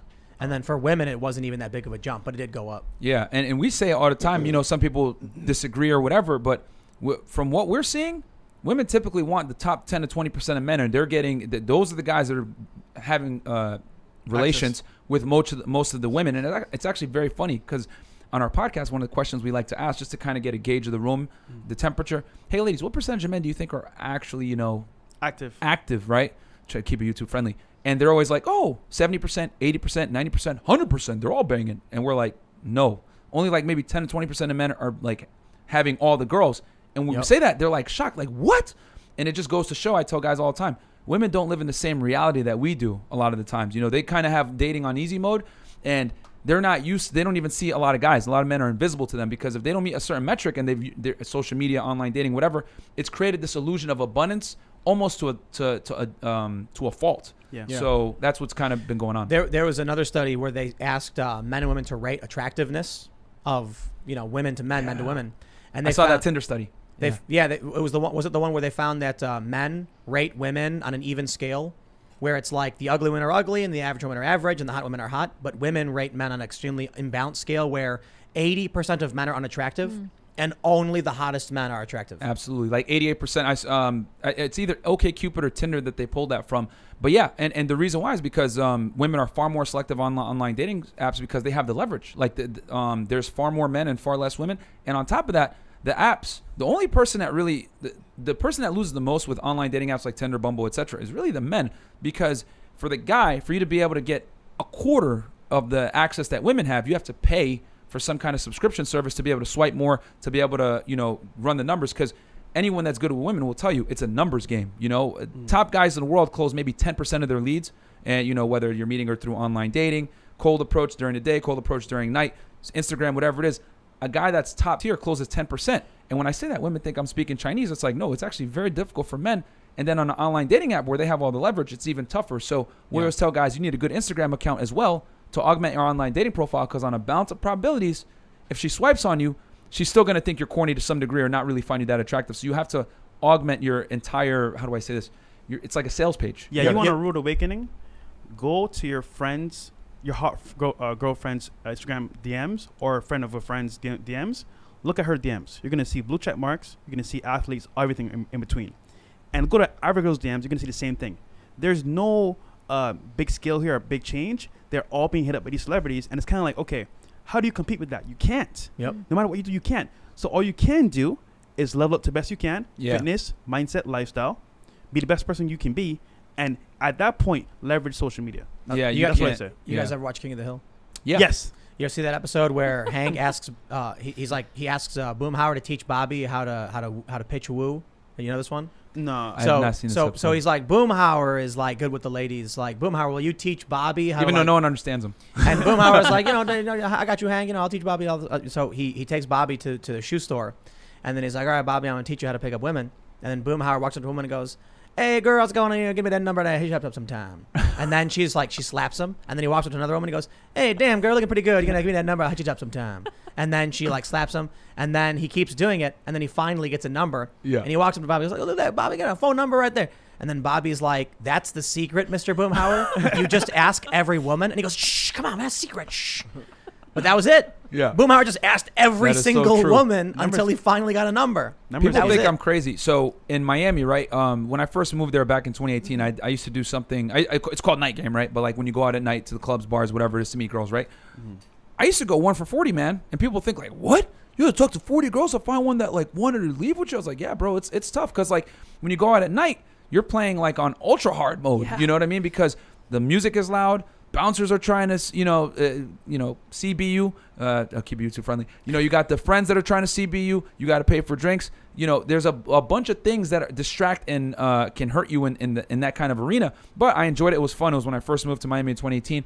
But it takes a lot of work because you got to cold approach a bunch of girls, figure out which ones want you, which ones don't. And then the biggest thing is a lot of girls just like attention, right? A lot of women like to sit there and talk with you and get your non-sexual attention. So you got to be able to like kick those girls to the curb immediately. Let's get the feminists all angry right now. Oh, sure. Yeah. Let's do it. So Let's go. The one story that I always bring up that always triggers like this wave. Like I'll see my name trending after I talk about it. I'm like, oh, okay, whatever. I don't care.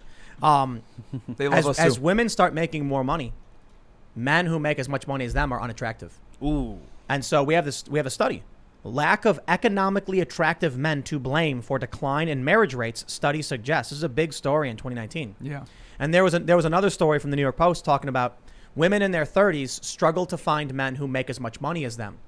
And the funny thing about it, this story about women not being able to find men who make as much money as them, it's like the initial assumption was, where are all the good men? Like, why is it so hard for a woman in her 30s who makes $50,000 a year to find a man who's equal to her? And the issue is, they seem to think these men don't exist. That's not the case.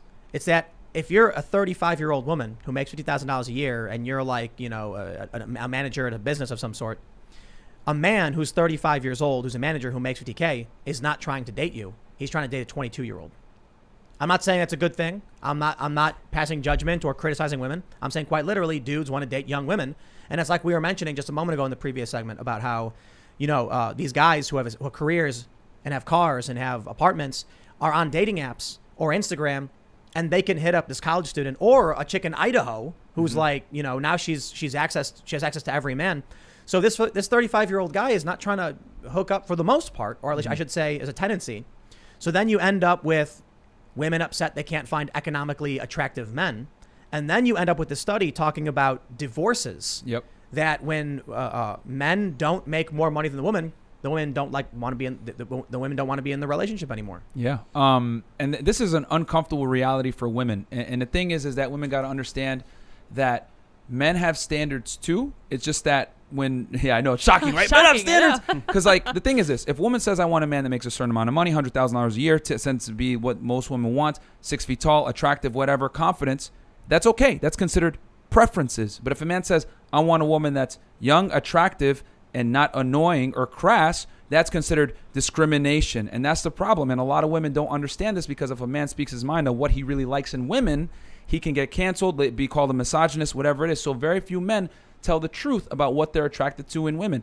And the reality, ladies, I'll tell you, the more money you make and the older you get, the less negotiating power you have in the relationship world, because the things that make a woman attractive are not the same things that make a man attractive. Women think a lot of the times tend to base their value on masculine traits, how much they earn, their career, etc. That is asinine. That's like me saying, "Hey, listen, I look really good in some heels. I can walk in a dress. And as a matter of fact, I'm really feminine." Every girl would be repulsed if I told her that. She'd be like, "Oh, no, that's not what I'm into." That's exactly how men feel when a woman says, "I'm a career woman. I'm strong and independent." It's just that men rarely voice this, because to say that, you're immediately going to be hit with some kind of shame language. So most guys don't voice what they really want in women, and they just act on it instead. What happens?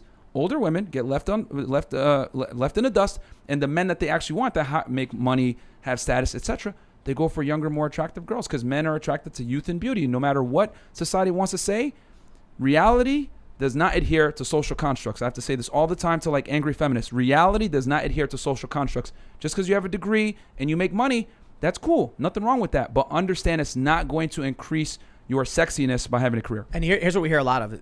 You always try to, there's always some defense. Like, imagine if a dude, you mentioned looking good in heels or whatever. Imagine if a dude said, "My goal is to be a stay-at-home dad and raise kids.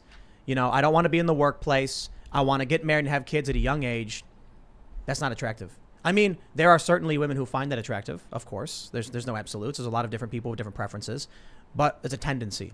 You say something like that, this is what triggers the feminists. This is why they tweet about it, because guys want to go off on adventures. Guys want to go hunting. Guys want to accomplish that goal. They don't want to be stuck at home. They want to be, it's different. Obviously, there are guys that do. Yeah. There are guys that wish they could spend more time with their kids. And there are people who are upset they spend too much time in the office. But there are tendencies. So if you're put it this way, the house always wins, right? Mm-hmm. You know why the house always wins at a casino? Because the odds for, say, roulette or for craps is 51% in the house's favor. Yep. Which means over a long enough period of time, you will lose. You can maybe go in, throw that dice at one time, get lucky and win the jackpot, but that's the exception, not the rule.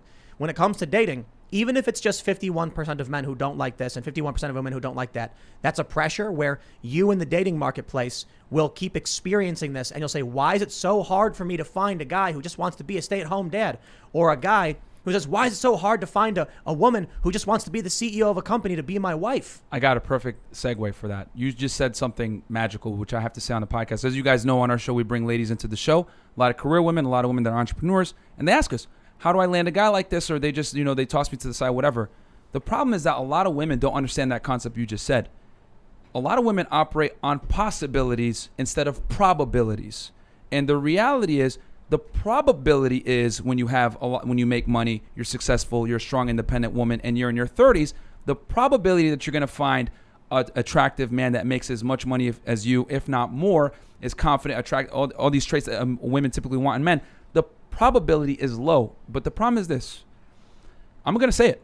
A lot of women live in a Disney fairy tale, okay? Women are told life is all good, sugar and spice, and on top of that, privilege is invisible to those that have it. If a woman was attractive in her 20s and late teens and was getting attention from men, she's going to continue to think, "I will continue to get the same attention and validation from men into my 30s. But they don't realize until they're in their 30s and they're not necessarily as attractive, and they can't compete, right, on what men actually want, youth and beauty.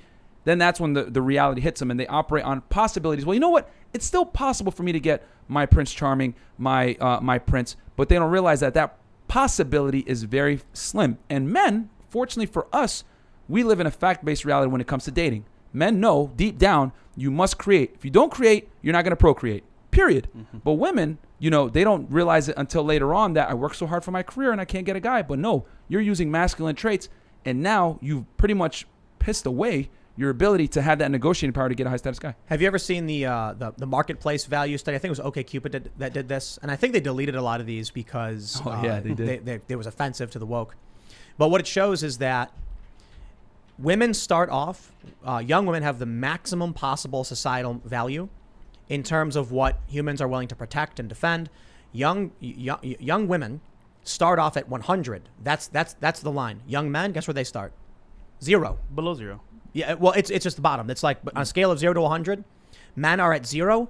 Young men are at 0. Why?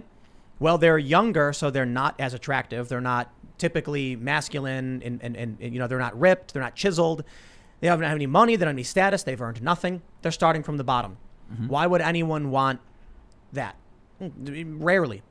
Young women, however, and this is mostly due to biology, whether anyone wants to believe it or not, this is what the studies show, and I'm not saying it's a good thing. I'm just saying men are attracted to young women for their ability to procreate. Yep. They're attractive. They want to have kids. They want to have families.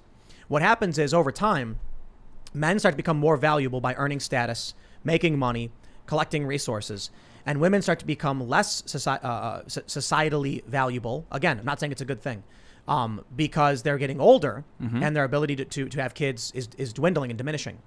Eventually, there's a nexus point. There's like a point at which men, I think it's around 30. Yes. Where men and women, they start to intersect. They even out.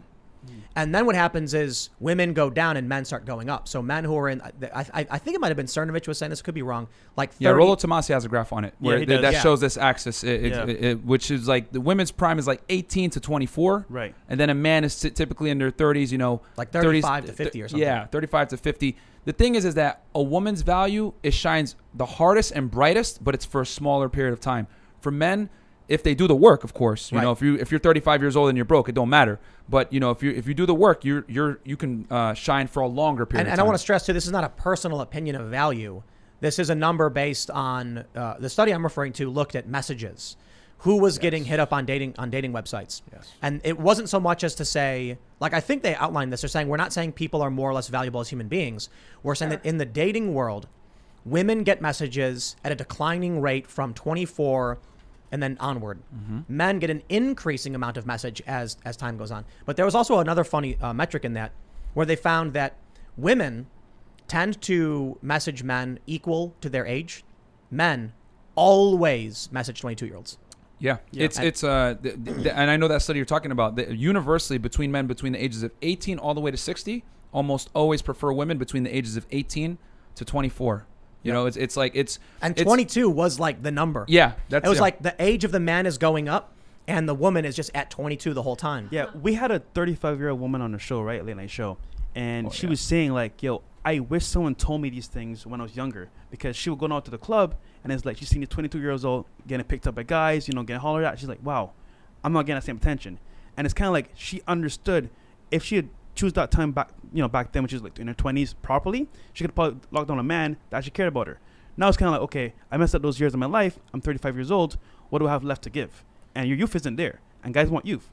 So I think the problem is that like girls don't really know what men really want, and men, I would say men kind of know what women want, but it's kind of like they are putting themselves in a box, saying, hey, you know what? I can have fun in my 20s, get lit, travel. Men can afford to try to figure it out. Women can't. They can't. That's the difference. Like they hit the wall. Like men, like you could take 10 to 15 years to figure it out and come into your prime later on. Women don't get that benefit, and the thing is that, like I said, they like to measure their value in masculine standards, which is asinine, because that's like me saying I can fit, just like I said earlier, if I could wear heels and walk in a dress, you should like me too. And that's how women sound when they say I have a career. Yeah. They base it off masculine traits. But attractiveness matters. But I think, what you're saying about masculine traits is what I think triggers feminists so severely. Oh, yeah, definitely, yeah. The reason why, like, this is the one video where it's like all of a sudden I see all these feminists tweeting about me is because they were told their whole lives, you need to get a career. You need to be the CEO. You need to break the glass ceiling. And so they're like, okay, that's what I got to do. Then they hit their 30, they're in their 30s, and they are in that senior level position or that VP position, and they're like, I did it. Now, how are my prospects for the things I want? And guys are like, oh, I respect you, but I don't want to have a family with you. Exactly. And that must be like getting smacked in the face with a bag of bricks. See, You can find men who do for sure, but as you already stated, like what ends up happening is women then have to start lowering their standards to find a man who's going to be, and they will not do it. We they found will not do it, man. from the show, women will never submit. They'd rather die alone with dogs and cats than submit to a guy that they don't want. And here's the scary part: they've been lied to, like you said, their whole life. So now it's like, okay, they're awakened to what's the truth, and it's like, I'm fighting it because I don't want to submit. But here's the problem, though: you have to, because that's your only way out now, because you waited too long to close that gap. So I'm just saying for women out there, like, if you hear this right now, you're young, take it for what it is, because if you don't, you wait too long to find this man to settle down with. In your 30s, it's kind of like, okay, why is he going to choose you over the 22-year-old? Why? And I'll say this too for the women out there that want to chase a career and everything. I'm not saying don't chase a career and don't make money. Mm-hmm. Just know the consequences of that are you're going to have a smaller pool of suitable candidates that meet your requirements, and on top of that, it's not going to increase your sexual market value. Your money does not come into that like it does for a man. So chase your career, but you should also be working on trying to find a guy as well. And the thing is that women prioritize chasing a career, and they don't actually prioritize like being a good girlfriend or being a good wife or being a good partner for a man. And they're going to put their career over that. And the thing is that you have the most negotiating power and ability to lock down a high status man that you want when you're young and attractive, not later on. They're not trying to be what men want. They're trying to be what society has told them to be. Yeah. Yep. And so you can keep saying social construct over and over and over again, but the reality is, guys, you look at OkCupid's data, and they behave a certain way. By all means, feminists, you're allowed to insult those men. When I did the segment, they were like, Tim Pool's basically saying that men are losers who are immature, and I'm like, fine, I don't care. I'm not saying it's wrong. I'm saying if that's what you believe, you're allowed to believe that. You're allowed to be upset that men don't want to date you. Just recognize that's what the data shows, and I'm not saying it's a good thing. But that's literally the studies come out from several different outlets saying guys want 22-year-olds. Yeah. They don't care about career. In fact, salary is bad. High-paying women, men don't like it for whatever reason. And women, this is what we find in the study. When a woman makes 6 figures, she won't want to stay in a relationship with a man who's making the same amount or less than her. Yep. I'm not saying it's all women, and I'm not saying it's a good thing. That's just what the studies come out, they show. I'll take it a Tim, step further. Yeah. Career women, the least happy demographic of female. I think it was a study from 2011 of human being, actually. 42-year-old woman, unmarried, no children, in a career. Yep. That is the least happy demographic of human being. And I've said this before on the podcast. You guys could say it's controversial or not. I say women don't derive the same pleasure and fulfillment from careers and earning money that men do. Yes. Men are built to work hours and go through adversity and earn and bring it home to a family. Women are not.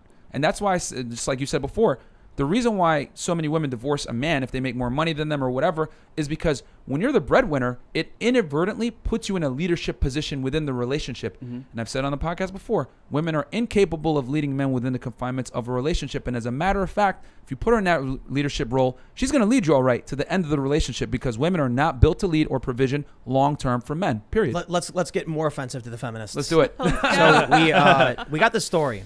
This is from Daily Mail. Women reveal how their appearances have dramatically changed since they met their partners, saying comfort eating, birth control, and babies have completely altered their bodies. This is, in many ways, the purpose of marriage. Young women and young men getting together and having a contract to each other under God till death do us part. Because back in the day, it's a problem if a dude continuously becomes more valuable and more attractive and the woman doesn't. And then you end up with a bunch of angry women and you end up with a bunch of philandering men or womanizing men. To have structure, they said, okay, we'll do marriage. Well, nowadays, divorce. Marriage is meaningless. There was a meme where it was a guy on his knee with a ring and he says, will you enter into a government contract with me that you're allowed to break at any time? And if you do, you get half my stuff. And she says, yes, 1,000,000 times yes. It's like, if that's the mentality that we have this today, there's no guarantee in marriage, why would anyone do it? Back in the day, if you tried to get divorced, the judge would be like, I sentence you to marriage counseling.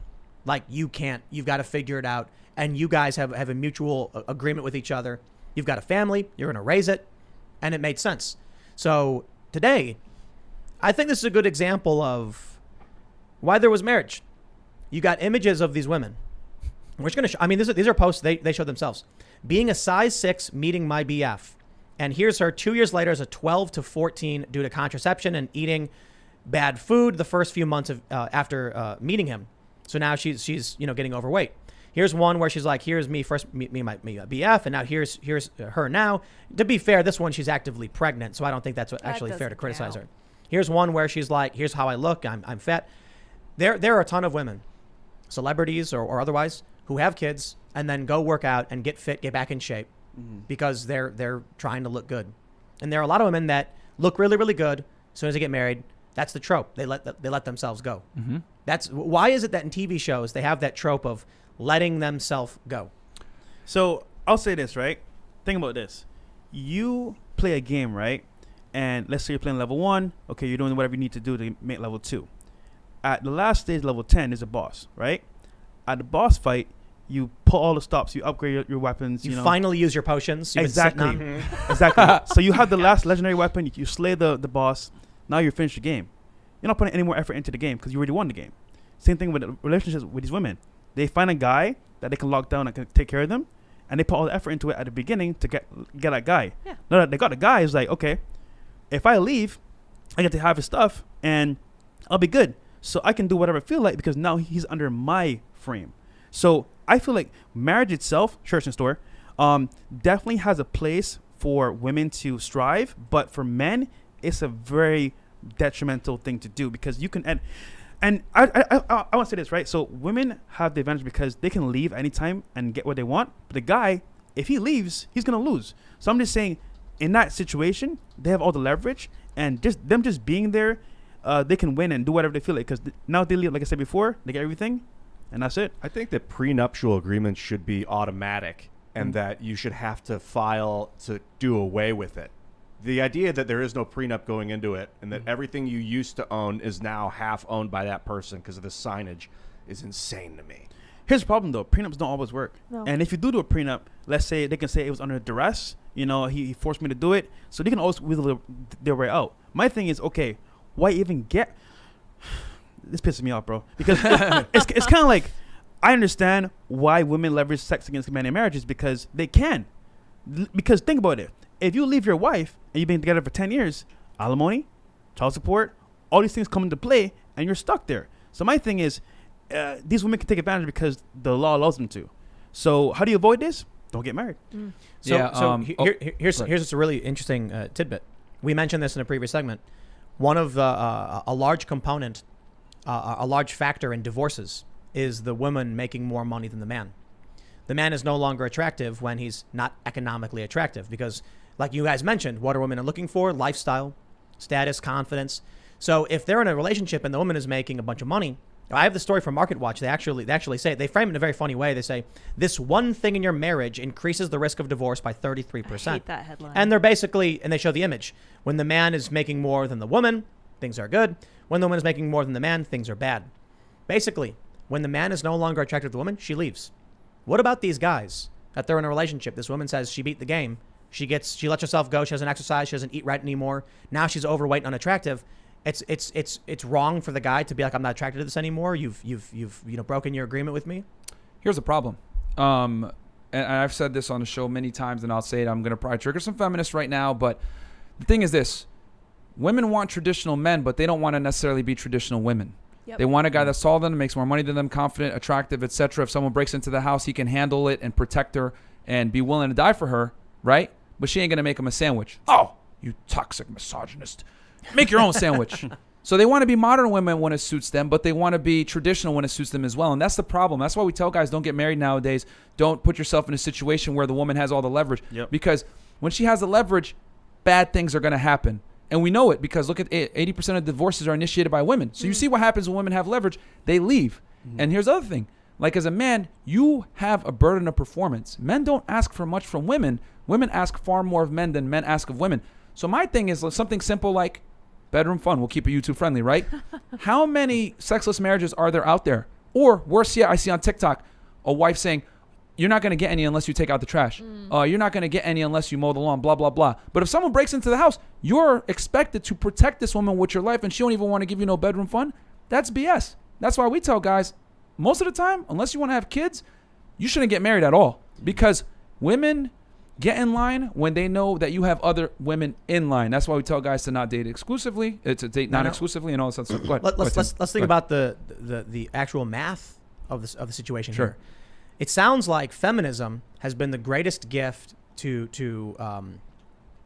High what's value the right men. word? To guys like us. High value To men. guys like value us. men. But another way to put it is feminism has actually reverted society back to a more primitive state. Yes. Yes. Yeah. Because of feminism, I would say it's the greatest, like I said, high value men, guys who are confident, successful, wealthy. They can get any woman they want, whenever they want, with no obligations, no commitment. And better yet, half the time the women are working careers and doing a bunch of the work. So there was a meme where a feminist was like, or it was a meme where a woman said, feminism is a trick, you guys. The men are going to sit around playing video games all day while they make us do all the work. Right? So it's a joke, but what ends up happening is you look back at how things used to be in the tribal sense. Yep. The alpha male, the high value man would, get whatever woman he wanted. All of them. All of them. And if you look at how in the animal kingdom, typically it's like the most dominant, powerful male, Has takes like all the women. 15 wives. Roosters got like 12 Gorillas. ladies. They take it, Right. they fight each A other, they harem. kill the other one, and then they take their harem. So right now, because of all this, like you mentioned, these guys go on Instagram and they can just DM 50 women and get back 5 messages, and then one of them is a go. Yep. Yep. And that's what I've said it before. What feminism has actually done is it's given all the sexual leverage to the highest tier men inadvertently, to the unbeknown to them. They've basically given all leverage to the men that will never actually commit to them. And what happens is the guys that are, good husbands, good potential long-term partners, those guys get left out in the dust. And the women don't come back to them until, maybe their youth is gone or whatever it may be. And then you end up with these marriages that don't end up working out because the guy isn't getting her best, but he's still held to a certain standard that he has to provide. So There was a chart. I think it might have been Leonardo DiCaprio, but if it's not, forgive me, Leo, for besmirching your honorable name. But it was like this guy dates women and marries women and divorces them at almost the exact same ages. Like you have to dating at 24 and then at like 34. it's Leo. they He divorce. doson date any girl over 25. Yeah. 25. It's Leo. Yeah. He dates and then Yep. dumps them and then dates and then Yeah. dumps. He dates them and Smart man. Very smart. Smart. He's because here's the thing. Let's be honest about it, right? The women want him for his status and his value. Right. They want to be around, an A-list celebrity, whatever. So he's like, okay, you want to share my time with a high-status man? I want the best and the brightest. The problem is this: when men put women on, we want preferences. This is what we want in women. It's considered misogynistic and rude or discrimination.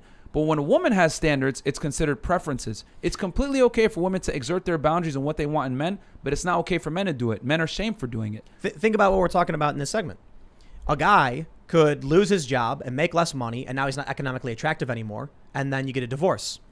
But a man, even criticizing the fact that these women are overweight, they've let themselves go, and it's considered misogynistic or sexist or offensive. And I'll take it a step further. Society actually encourages women to leave their men we no longer provides because they get the money. 80% of divorces are initiated by women. The family courts destroy men. They're heavily gynocentric.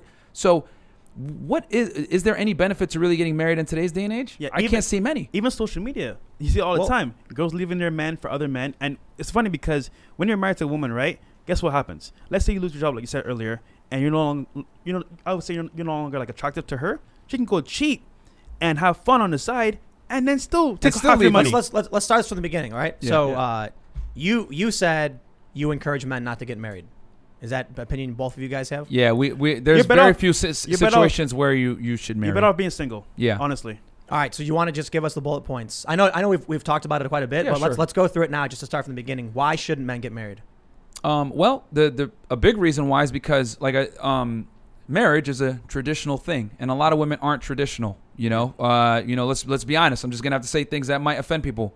Women are more promiscuous than they've ever been. Yep. You're going to have to train a lot of bad habits out of your girlfriend and or wife to make her a suitable candidate to be your long-term partner to raise children. Because the problem is this: society nowadays, you got this rap music, you got city girls teaching girls all this other stuff. These are bad habits, not conducive to a good long-term girlfriend and or wife of your child. You know what I'm saying? Last thing you want is your son to be walking down the playground and be like, "Hey, dude, I saw your mom's butt on OnlyFans." That's terrible. You know what I'm saying? And Lana Rhoades is dealing with the consequences of that right now for poor decisions in the past. But that's what I'm saying. So women are more promiscuous now. They don't want to follow male leadership. You know, they don't want to adhere to traditional traits, but they expect you to adhere to all your masculine traditional traits. So it's a bad trade for you a lot of the time. And not only that, why would you sign a contract with someone that's incentivized to break it? Yeah. And you They break that contract, they get half your stuff. Exactly. And not only that, most women marry up. So by default, more than likely, whatever woman you deal with is going to make less money than you. So, and not only that, but when she's married, that's when the sexless marriages start. That was when the disrespect begins or whatever. So it's not in a man's best interest to get married in today's state because a lot of women are not fit wives, to be honest. Tim, I was actually married before, right? So I'm speaking from my personal opinion as well as being married. But I'll say this: regarding marriage, there was no benefit for me being in that marriage versus not being in that marriage. So when I was single, dating the same girl, I had the same benefits. But now being married, I involved the state into my life. So if I want to leave, I ask permission to leave, and guess what? They're gonna take a portion. If I want to do certain things, so I'm just saying, like, regarding marriage itself, what's the benefit for men? Honestly, not much other than having kids. And even then, it's kind of like, okay, you could have kids without marriage. My thing is, look, I'd rather go to Colombia, find a nice chick over there, marry her, and come out to the U.S. And real talk, here's another thing, too. Yeah. I'm going to say it as well. Yeah. More than likely, if you marry a woman in today's day and age, she's going to have a past, okay? Women want a man with a future, but a man does not want a woman that has a past. But the problem is that if I say I don't want a past, that's considered misogynistic, toxic, whatever. But no, I'm taking a huge risk by marrying you and having children with you. So I need to make sure, just like you want me to be able to provide for the family, that you're going to be a dutiful wife and not embarrass me and the family. Because when women cheat, there's serious negative consequences to it that can destroy a family, get pregnant by another man, whatever it is. It just doesn't work. So a lot, if you're going to get married, you're going to want a woman that has a lower notch count. Men are literally designed to want a woman that has a lower notch count. Are you going to find that in the West? Very tough, man. And just to add to Very that tough. point as well, so when I married this chick, right, she was a single mom, just when I first came to America. And, at the beginning it was cool, rosy, everything was cool. But then it started getting into, like, demanding. Okay, you know what? Spend more time with my kid. I need you to do these things, whatever. And I was like, you know what? This wasn't part of our agreement at the beginning. Like, it was us helping each other out, whatever. The point here is that, like, they can now exert more boundaries on you and demands on you. And because you're in that situation, it's kind of like, okay, this is my wife. I should do this because if I don't, she might leave me. And the fear of her leaving me is very, very powerful because now I'm going to lose half my stuff. That being said, I left her because I knew going forward, if I stayed any longer, I could be held liable for a lot of things, like maybe child support, maybe even, having to pay alimony. So I got out as fast as possible under that year. But I'm saying most guys, they say, you know what, I'll stick with her, I'll do with the bull crap, whatever. And then they get finessed because they have to pay, all that stuff they got to pay. So cheaper to keep her. That terrible quote. And one last thing I want to say, because I know that the feminists might get mad at me, whatever, for me saying that. Right. Keep saying the feminists are getting mad. Yeah, they already send me death threats every day, so it is what it is. So I'll just go all the way. The thing is this: female promiscuity does have consequences. It's just that we don't tell women this because we don't want to tell them the truth, right? When you lie, women buy. Go ahead, girl, do your thing. All I'm saying is that if you're gonna marry a woman, her past does matter for you as a guy. And there's studies that show this, that the more partners a woman has, the lower her ability to probably to pair bond with you and or have a marriage that's going to last. It has significant consequences if the woman had a promiscuous past. So guys need to be smart and know that if you're going to pick a woman for a long-term relationship to have children with, you got to know what you're doing. And in today's Western culture, women are incentivized to be promiscuous. So it's like, and I shouldn't be admitting this as a guy that dates casually, whatever, but for the women out there that might be watching or guys that are thinking about getting married, this stuff matters, guys. You need to look at this. Check out the story we got. Go ahead. Yeah. Wife's response to husband's message to lose weight goes viral. She should have given you divorce papers. Here's the story. A guy he posted a video online saying he purposefully bought his wife a dress that was too small for her. He wanted her to lose weight. The response? How sick and disgusting. She should divorce you. She can gorge herself, eat whatever she wants. She owes you nothing. And she gets half your stuff. There you go. What incentive is there? I'll say this too to all of the women who may get angry about hearing this stuff. If you don't like hearing this, I'm not saying this to say any of it's good or right or anything like that. But now you're hearing what men are thinking and what men are talking about and what men want. Yeah. What they'll never say. And there was a Peloton commercial too that got people offended because the guy last Christmas, I think it was. Yeah. The guy he bought her a treadmill. He bought her a Peloton, bike, which is like a bike. A bike. Yeah, a bike. And there was a bunch of rage. Like, are you telling your wife that she needs to lose weight? Blah blah blah. And this just shows the crazy clown world that we're in, where having standards on women is considered misogynistic or awful. You know what I'm saying? And it's all you're simply telling her is, hey, listen, if you want to continue to get this security and provisioning and relationship with me, you need to also perform. There's a burner performance on men, but there's never a burner performance on women. Never. We have a bunch of social conventions out there that allow women to misbehave, act poorly, be obese, be crass, be annoying, and with zero consequence. If a woman is fat, love your curves, girl. Hey, wait. Go. If a woman is rude, it's okay. They just can't handle you.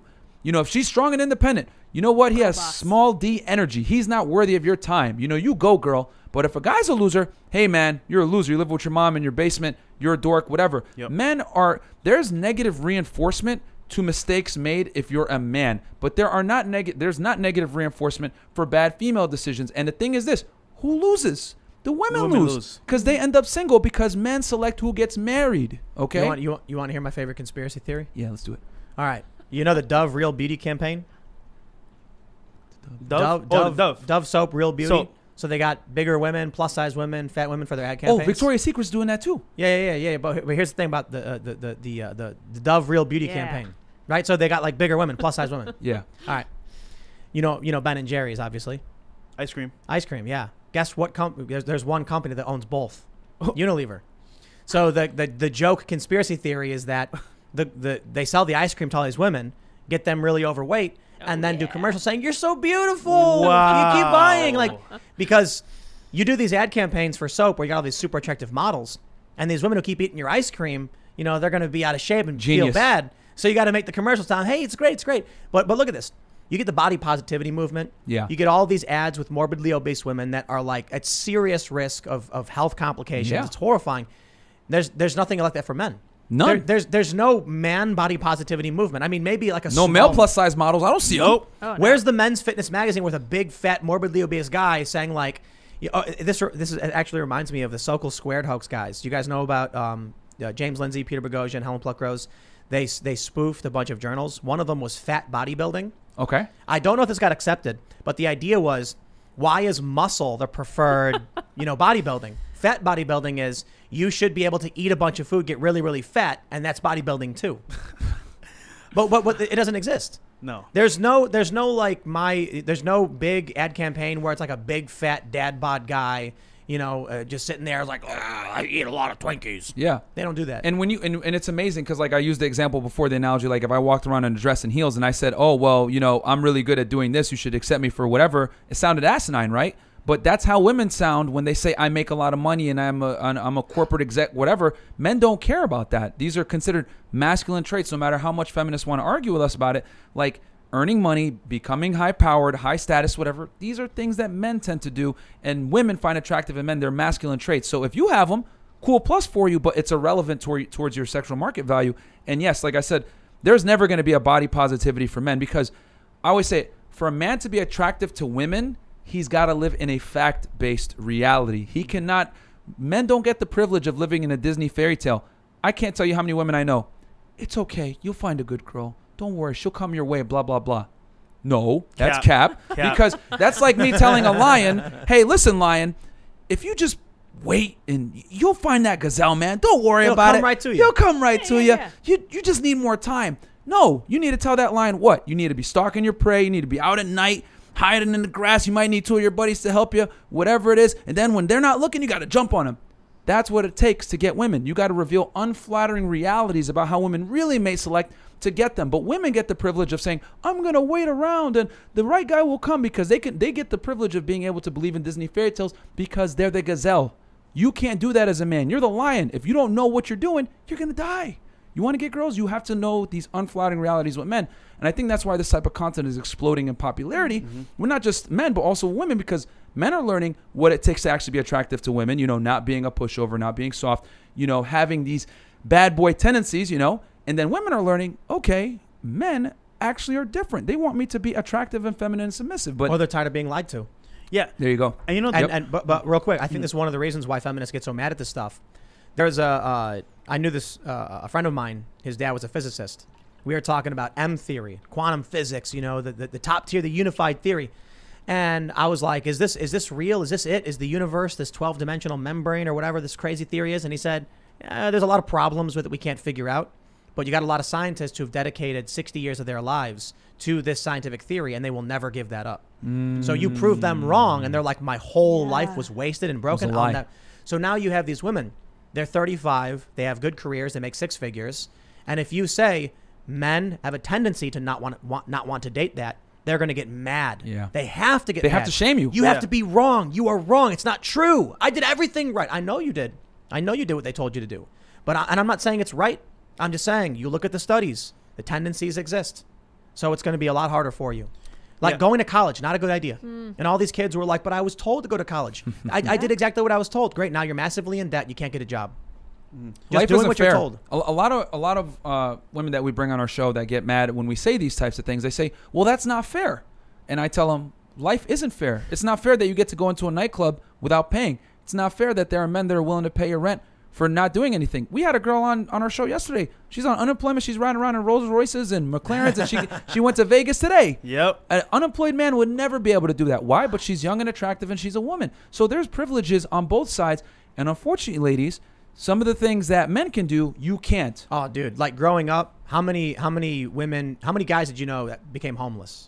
How many women did you know that became homeless? Exactly. I mean, I'm not saying it's absolute. There's obviously homeless women. 75%. But I think 1 in 5 homeless people are women. Yeah. Some like it's really, really low because women can just find a guy and live with him. Yeah. It's not absolute. It's not, of course, but suicides overwhelmingly dudes. Exactly. I'm These curious. things happen. Victims of violent crime, yeah. men. Because I had a woman one time say, I was like, give me a privilege that women have that men don't, or a right. And she was like, well, you could walk around at night and not feel scared. And I was like, feeling versus reality are two different things. Men are actually far more prone to be victims of violent crime, which is what you're trying to say. Sorry, go ahead. No, I was gonna say we got to go to the super chats Yeah, let's because do it. we went a little long, and we got to do this bonus segment later where we can get even more offensive. Sure. Yes. All right, let's see. Chad Randall says, I'm sorry, if you haven't already, give that like button a little tap. Subscribe to timcast.com because if you think this was offensive, wait till we go to the members only segment. Oh, man. Let's get it. I can swear in there, right? Yeah. All right, Chad Randall says, I want an update on Tim's app. When will it be done? Oh, man, we are working as fast as humanly possible. I literally work in this company, and I was like, can I give you more money to make it faster? And they were like, yes. And I said, can I give you even more money to make it go faster? And they said, that's the limit. There's just only so much you can do. So the new website looks amazing. We're going to do an app. You're going to be able to listen to podcast episodes with the screen off, all that good stuff. That's the plan, man. But it takes time to build stuff, so we're working on it. Hey, East F says, I got a notification today. Yay. Hey, that's cool. Nice. Oppo says, we have Tim Pool, the legendary fence sitter, versus Fresh&Fit, the legendary fence busters. Will Myron sacrifice the rest of his hair to defeat the beanie? Will Fresh unleash the stutter barrage? Find out next time on DBZ. That was a good That's one. awesome. That's funny. It wasn't a question, but Excellent. let's see. Okay, I don't know what this means. Rainer Chen says, here's to Fresh&Fit. If Tim Pool joined your podcast, what could it take for you to Frank Castle him? Oh. Tim is fan, man. Yeah. We want to Frank Castle him. Nah, Frank Castle, What does that because mean? when Look at his shirt. yeah, I wear the Punisher. Basically, right on. I went viral on TikTok back in late 2020 for saying if a girl reschedules on a date, you need to punish that bad behavior, make her buy the first round of drinks, and went viral because punish bad behavior, are we dogs? It's like, no, you just need to let her know that you have boundaries and she can't disrespect your time. And then they're like, you punish bad behavior. I was like, you know what? I'm Frank Castle now. So I just took the name The Punisher. And then every show we do, right? There's, for whatever reason, this random ratchet chick that goes crazy, right? Yeah. And we'll give her a chance. You know what? Please calm down. We're on a talk show right now. You can't be too loud. And they keep going on and on. He said, you know what? That's it. Had enough. Get out of here. Yeah, and I just kick her out. Frank Castle. It's called Frank Castling them. Yeah. And the chat's hilarious because they'll start putting castle emojis in there when the girls Frank start Castle packing up. Or Frank Castle loading. I'm like, all right, get the F out, and then they leave. But or Tim is whatever. cool, man. Tim is cool. Yeah, Tim is mad cool. Don't guy, do so. that to my All right, boss. I'll take it. I'll take it. I got these guys from this fancy podcast in Miami saying I'm a cool dude. That must make it true. Yeah, that's right. All right, let's see. Conti123 says, we had a lady tried to run a military gate and the MP had to smash her window to get her out because she refuses. Now she's trying to make the MP look bad by lying. Sad world we live in. Damn. That's tough, man. Yeah, tough. dude. All right, let's see. People are saying, Fresh and Fit based. Next show, Rolo Tomasi, LOL. Free John Doyle on Twitter. His future POTUS. Shout out to Heck Off Commie Network. Do you guys know Rolo? Is that how you say it? Yeah, he's our boy. He's a friend of ours. He's actually the author of The Rational Male, a very cool guy. You Good dude. You should have him on the show, man. He follows me. Yeah. Yeah. Word. He's a good dude. We'll check it out. Yeah. I'll Fight You Naked said, just saw Leah's interview with Boyce. It was very interesting seeing a girl who aspires to be a stay-home mom when I'm old enough to be her dad. The wokies would have got away with it if it weren't for all you meddling kids. I just feel like women have really been lied to. And if more than anything, it makes me sad to watch him try to play a second-rate version of the men's game. Yeah. It breaks my heart. Lydia, Sad. I'm just curious. How many of your friends actually have a boyfriend or are married right now? Most of my friends are married and having children right now. Awesome. Good. Yeah. That's That's good. excellent. That's That's my awesome. gang. My Yeah. gang. Yeah. That's good. I'm a little jealous, but it's all good. We'll get there. All right. Black Rock Maybe Beacon that's says, it. I just moved from PA to FL. It's nice here, Tim. Lots of freedom, lots of rural land for cheap and unincorporated areas. Luke was right. Join us, Tim. Dude, I lived in Florida. Humidity. January and February was like when we could go outside. But maybe I'll get a big pole barn or something. And Air conditioning. Hold on, Tim. You spend a week with us, I guarantee you'll love Miami. I'm telling you, bro. He might All not our- make it back here alive. All though. our guests that come to with us, they either get an apartment or they buy a home in Florida with us. I loved Miami. It was fantastic. It's just the weather, dude. You know? Man, we're in AC all day, bro. Yeah, Come on, man. Yeah, but I like going out. I go outside every day. I skate. And it was like really brutal. We'd go outside in the backyard, 100 degrees, maximum humidity, and I just like fall over and like just melt. You know, There's air-conditioned skate parks, though. yeah, we Yeah. can make that happen. I went to one skate park in Miami. That Lil didn't Wayne's? have- I don't remember. It had no AC though. Oh. And it was no. seriously probably like 110 degrees inside. And I went inside and I was like, these people are nuts. They had a fan, like trying to pull the air. I'm like, dude, we're in Miami. Yeah, they Like- blowing just more humid air on me. AC must have been broken or something. Ugh. And they were trying. They had to keep the doors open, otherwise they Yeah. go out of business. You know, I get it. Yeah. Damn. All right, let's see. What do we got? Jonathan Duger says Ian is right on this thing. The ice is like heavy weight on one end of a seesaw. One side falls and the other rises. Shout out to Ian. Yep. Interesting. Some science. It checks out. Pew, pew. Yeah. It's got a name. Nathan Simpson says Ian is right. Isostatic rebound is a thing. My home province in Canada was covered in glaciers during the Ice Age, and as the crust rebounds over time, we sometimes experience small earthquakes. Huh. Wow, interesting. I never knew. Damn. Yeah. Yeah, they said that Atlantis sunk beneath the sea as well as being covered by mud. It went down. Interesting. Florida's next.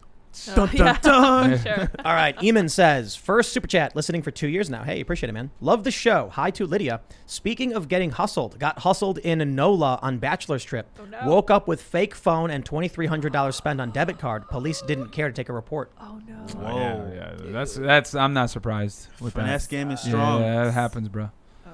Joe Harshbarger. Tim, what if they are driving gas prices up because they want to make it more convenient to drive electric cars rather than gas ones? I don't know about all that. I do know I have a Tesla. It's great, but you can't really do much with it outside of like running errands. You can drive it to the store, you can drive it back, but taking it on longer trips, like we drove it 3 hours, we had to stop, plug it in, and then chill for like 20 minutes as it charges Wow. back up. That's annoying. Yeah, it's really annoying. Like, I'm not too familiar with Teslas. Like, do you plug it into like an outlet or something like that? Or? If you you can plug it into an outlet, and You can. it'll give you 3 travel miles per hour of charge. Yeah. Okay. So if you get the actual charger, like the superchargers, you can actually charge it up to about 80% in 20 minutes. Okay. So that's not that bad. But How much is basically- one of those things, though? the supercharger, It's yeah. the normal plug. Oh, it just comes with Yeah, it? yeah. Okay, all right, sweet. So like when you pull up to the, well, no, like it's the outlet that it has. Okay. It comes with a wall charger. You got to get one installed. They're like $500 to install in your home. Okay. But if you're driving, we would drive from here to like Philly. We stop at a rest station. You plug in the supercharger, and then you go inside, grab some food, come back out. Your car's fully charged. You're good to go. Not as convenient as just pump to a gas station. You pump up in a minute. You're done. You're good to go. So See, we got the Range Rover diesel, so we be macking Yeah, in we there. use diesel. That's a little glitch in the Yeah, matrix diesel. right there. diesel's great. Range Yeah, Rover. yeah. Saves. quite a We bit of gas. actually got a Ram because we're trying to do mobile shows. So we got a trailer. We need to set it up. There's a lot of work that's got to be done to it, and just there's too many plates spinning to like get everything going. But we want to go to Nashville, then Austin, then Nashville and back. Nice. Make it a trip where we like hang out for a week. Nashville's an underrated city, man.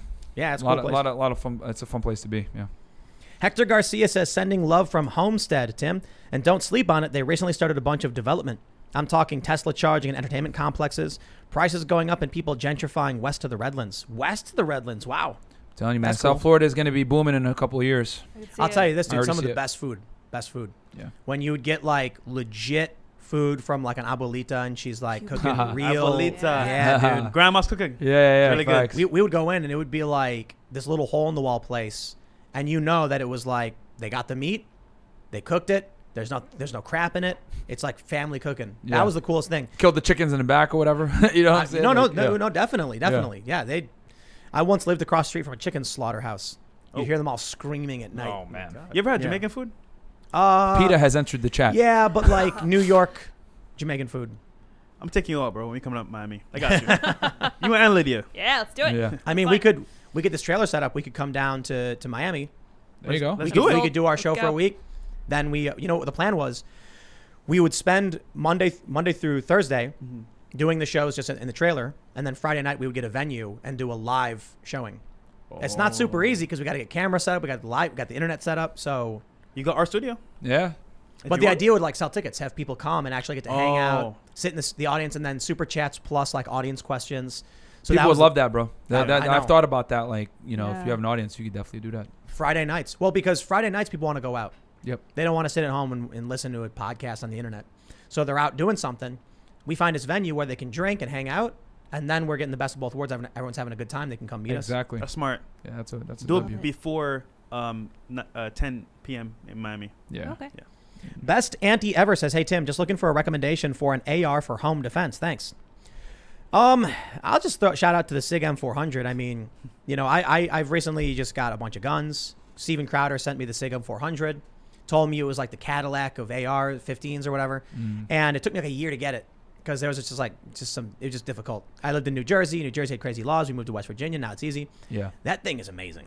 It really is super easy, super just easy is the best way to put it. Yeah. So for me, and I'm like, I don't have a lot of experience. I only got a year or so now actually working with guns and training. Okay. I went out and I had the instructor and everybody show me how to use it, and it was fantastic. Yeah. Glocks and ARs are just, you know, Yeah. standard. He's a Can't- pro. Can't Yeah. beat that.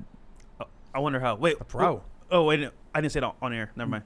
But like the muzzle brake on it, Yeah. you know, it's powerful. Like the recoil was very light. This is a 5.56. Home defense though, I guess an AR. I just got a 9mm AR rifle. I like that because you can use hollow points or frangible 9mm, so Yeah. there's less penetration, so it's safer and just more For home accurate. defense though? Yeah, But wouldn't you want to, like, you know, kind of end them? yeah. I mean, a hollow point are seriously. Okay. I thought you meant Yeah. franchise and like, okay. Yeah. Well, so like hollow points less likely to go through the walls. Okay. All right. But fair when enough. when it hits a Yeah, because it person, hits them, it stays in them, and it splatters. Exactly. It Yeah. expands and mushroom Yeah, tips. it's very Yup. exciting. So, yeah. I mean, to be honest, I talked about this before. I was like, I don't want to end them. I don't even want to have to shoot somebody. But that's the hard realities. I told you the story about when I'm in Miami. They said guy got his house invaded, and he walked down the stairs, no idea what's happening, and took a bullet in Yeah. the chest. Yeah, man. So sometimes the sad reality is like you don't get to make that choice. They made it for you. Right. I'll say it in broke the into your uncut house. version. I don't want to say. All right, that. we'll save it. We'll save Yeah, it. we'll say it for the uncut. I was gonna say uncut version.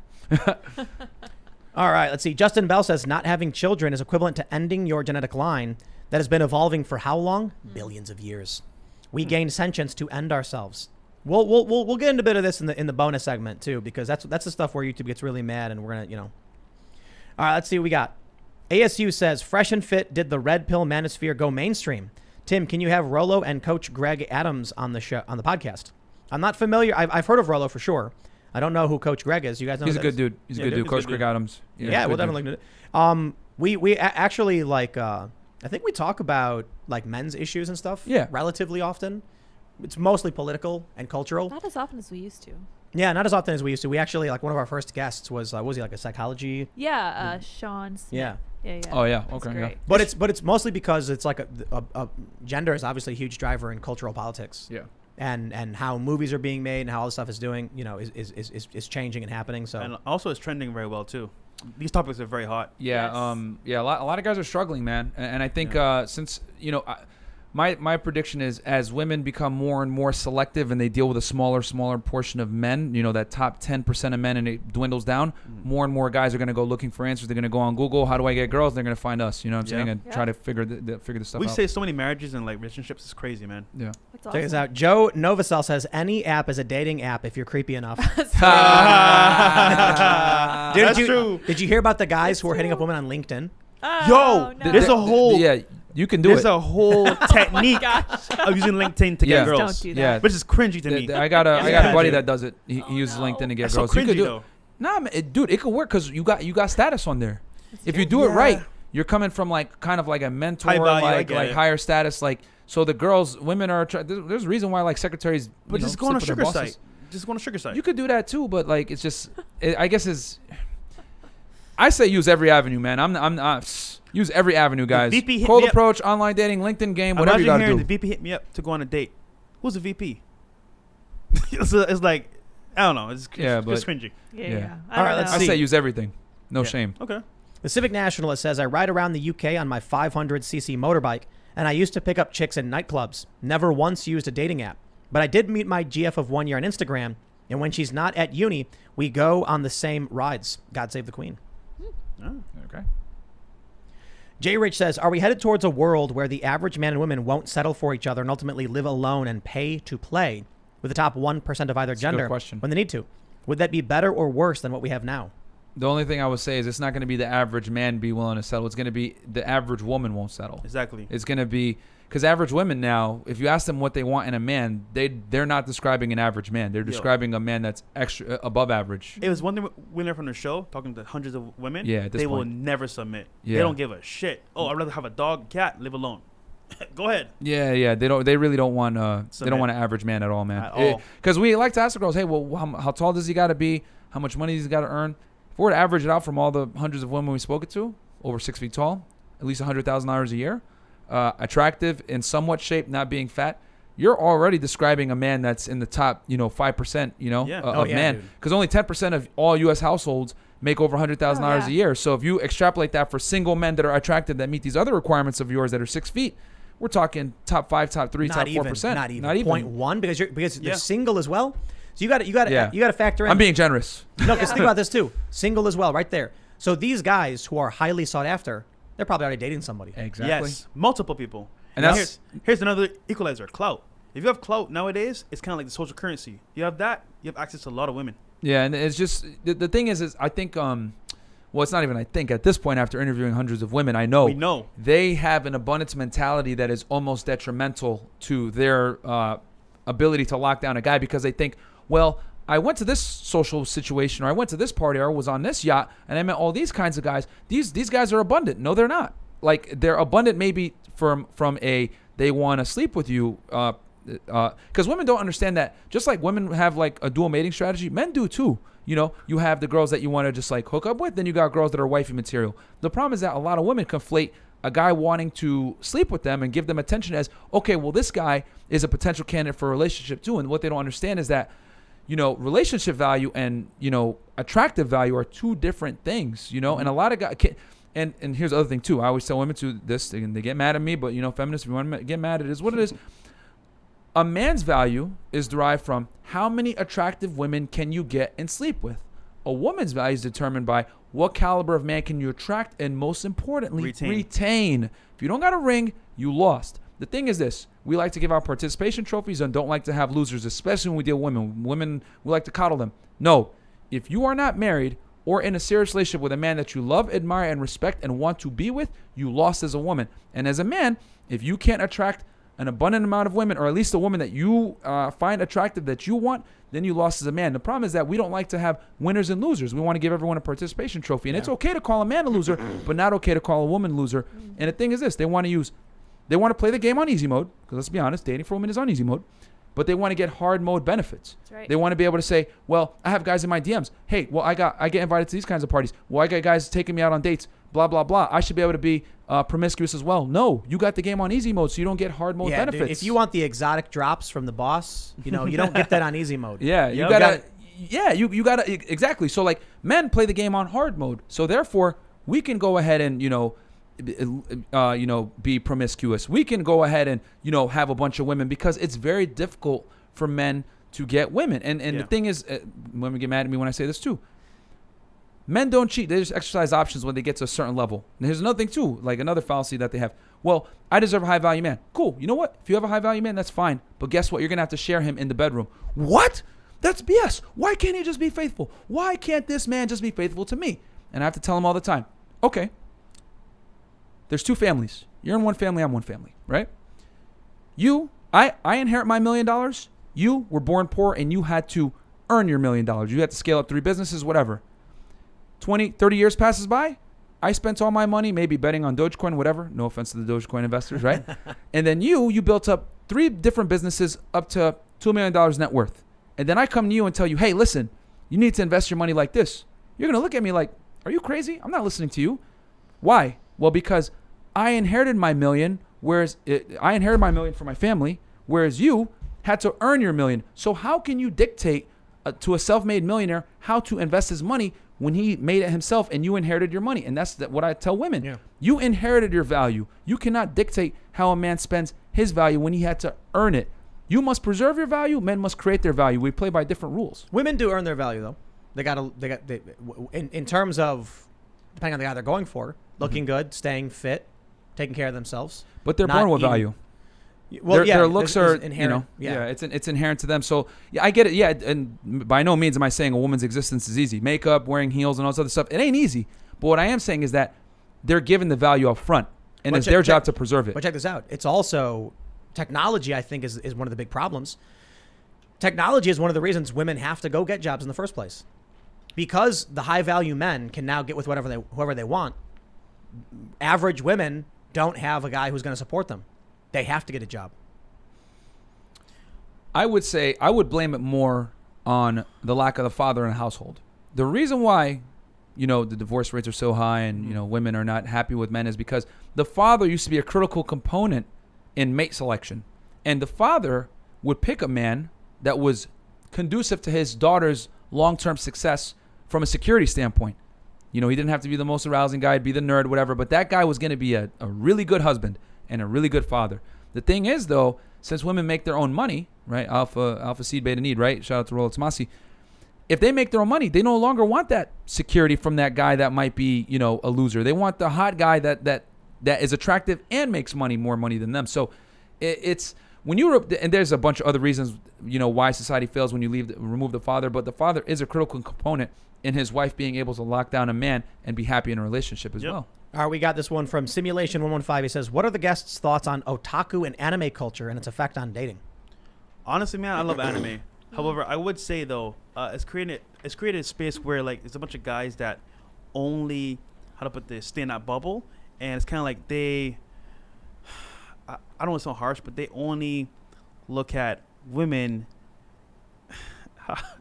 I don't know how to say this in a nice way.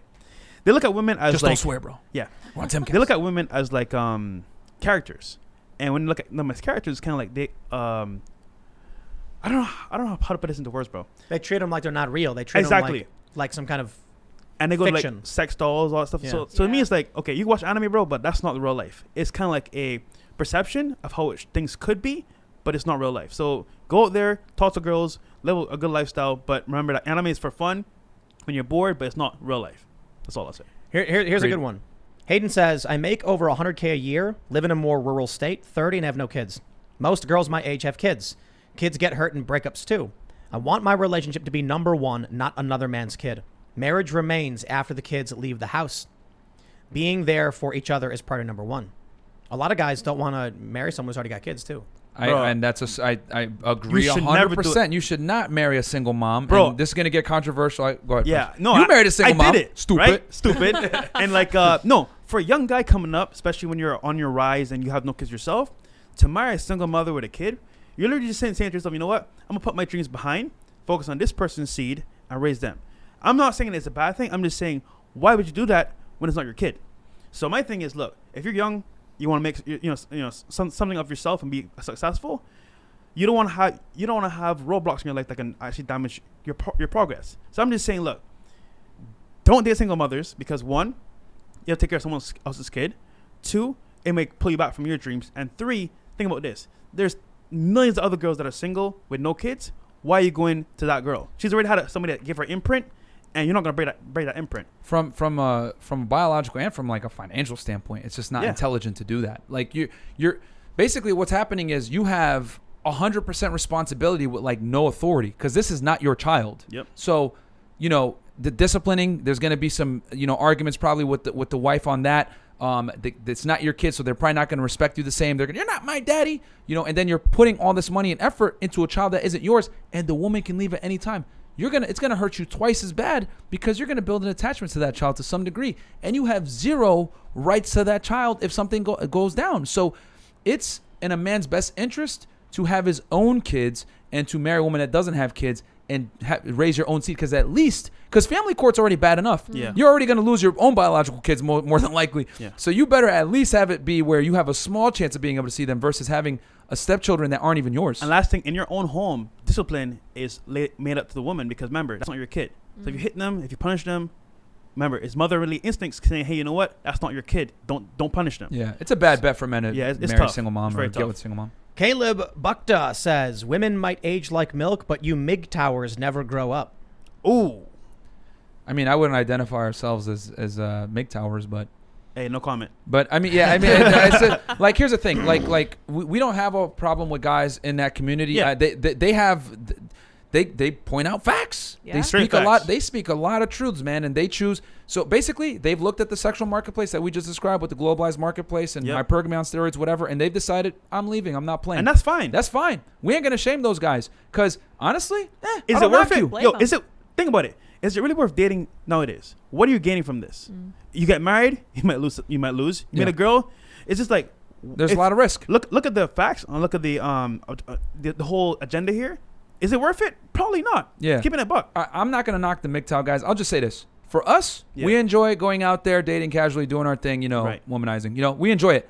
If guys want to learn how to do it, we're here. If you don't want to be in the marketplace, cool. We ain't gonna knock you for it, but we understand where they're coming from. Yep. Wolfstar says, H-Pound, I think he meant H3, proved Tim is a fool. Ethan is a Chad, and Tim can't get a girlfriend because he's a pathetic loser. Did H3 talk about me? Did I don't actually know. write I that don't watch chat? that What guy. the heck? I don't know if did they actually talk about me. I mean, I would be, yeah, absolutely. I mean, H3 is a huge show. It's They're funny, talking man. about little old me. Wow. People on the Get internet, on that radar. if you're booming, they'll talk about you no matter what. Yeah, I like when you've got drama shows like H3, where their whole thing is to like drama, not issues, then it makes sense they would want to talk about me because I was criticizing them and they were doing this thing with Crowder or whatever. But I mean, there's no real overlap between anything that we do. Like, I'll have a conversation with Sam Cedar about deontology or utilitarianism, and the guy's not smart enough to know what those things are. And then Ethan will bring that guy on his show who's not smart enough to know basic philosophical concepts to be able to talk about things like solipsism or whatever. If we're going to talk about like the current political state of, Taiwan, China, of which I'm not even an expert, and then some guy who does a drama show who's like, I don't do any research, I just do whatever I'm told by the government. Like, there's not even an overlap there. Yeah. By all means, guys, like we're not a pop culture podcast. You know what I mean?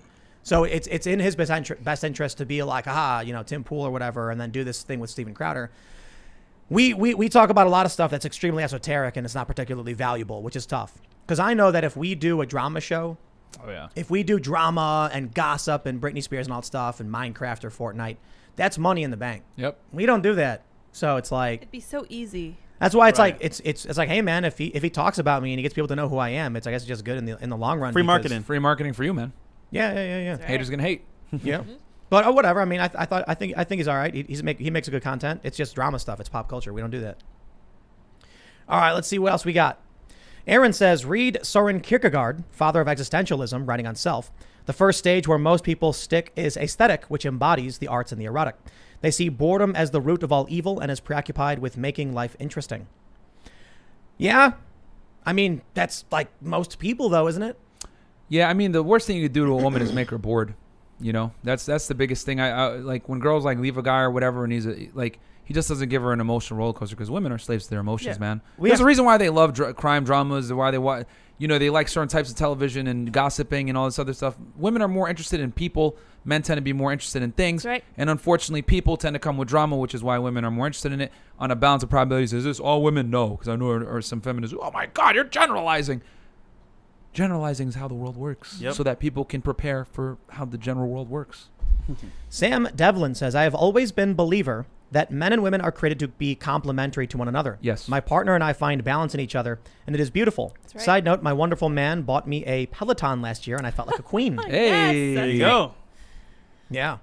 See, that's how it should be. Yeah, we believe that men and women should be together. 100%. However, not get finessed. Yeah. Men and women are better together than they are apart. Yes, there's some situations that make it almost impossible nowadays with marriage and women being incentivized to break that marriage contract. But, men and women work together. We've done it for centuries, and we've come pretty far, right? Looking at us in 1080p right now, right? So That's right. Here's a good one. Rondo says, yo, I never thought I'd see Fresh and Fit on Timcast. Fresh and Fit, how do I convince my friend to not hate women? He had his heart broken when he was dating. Ooh. So he's going through that RP rage right now. now. The biggest thing, dude, is you got to understand, guys, that, shout out to our boy Rolo again. Like, I agree with him 100% on this. Like, women love opportunistically, man. Like, you got to bring something to the table. And I think a lot of the times when men get frustrated with women, it's because they think that it's a Disney fairy tale. She's going to love me for me, unconditional love. We had a discussion one time with girls, and, they were all saying, like, yeah, I believe in unconditional love. Again, what do I always say? Women get the privilege of living in a Disney fairy tale. You got to live in a fact-based reality as a man. Women love opportunistically. They love you for what you bring to the table, and that's okay. Yeah. There's nothing wrong with it. Don't hate them for what they'll never be to you. There ain't going to be no idealistic lover, man. And I'll say, look, man, you got to understand, right, bro? It's just your turn. Understand that any woman you're with right now is for a season. It may not be forever. And that's true for life. Nothing is forever. So if you were to go right now, she breaks your heart, understandably. Definitely, it sucks. But at the same time, tomorrow, Janet's going to be there. So there's more girls out there. It's just your turn.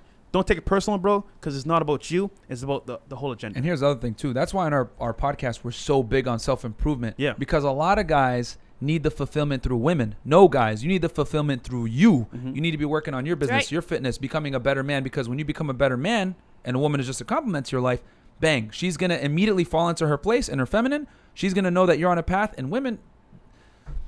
She's not your co-pilot, guys. She's your flight attendant. And the more you level, whatever they want to say, the more options you're gonna have. So, no, real talk though. She wants to follow your lead, guys, and she's only gonna follow your lead if you got enough Pokemon badges. A lot of you guys got one Pokemon badge out here, trying to get chicks. Women want leaders, man. So you guys got to become, and then you can come. But you see how she broke his heart.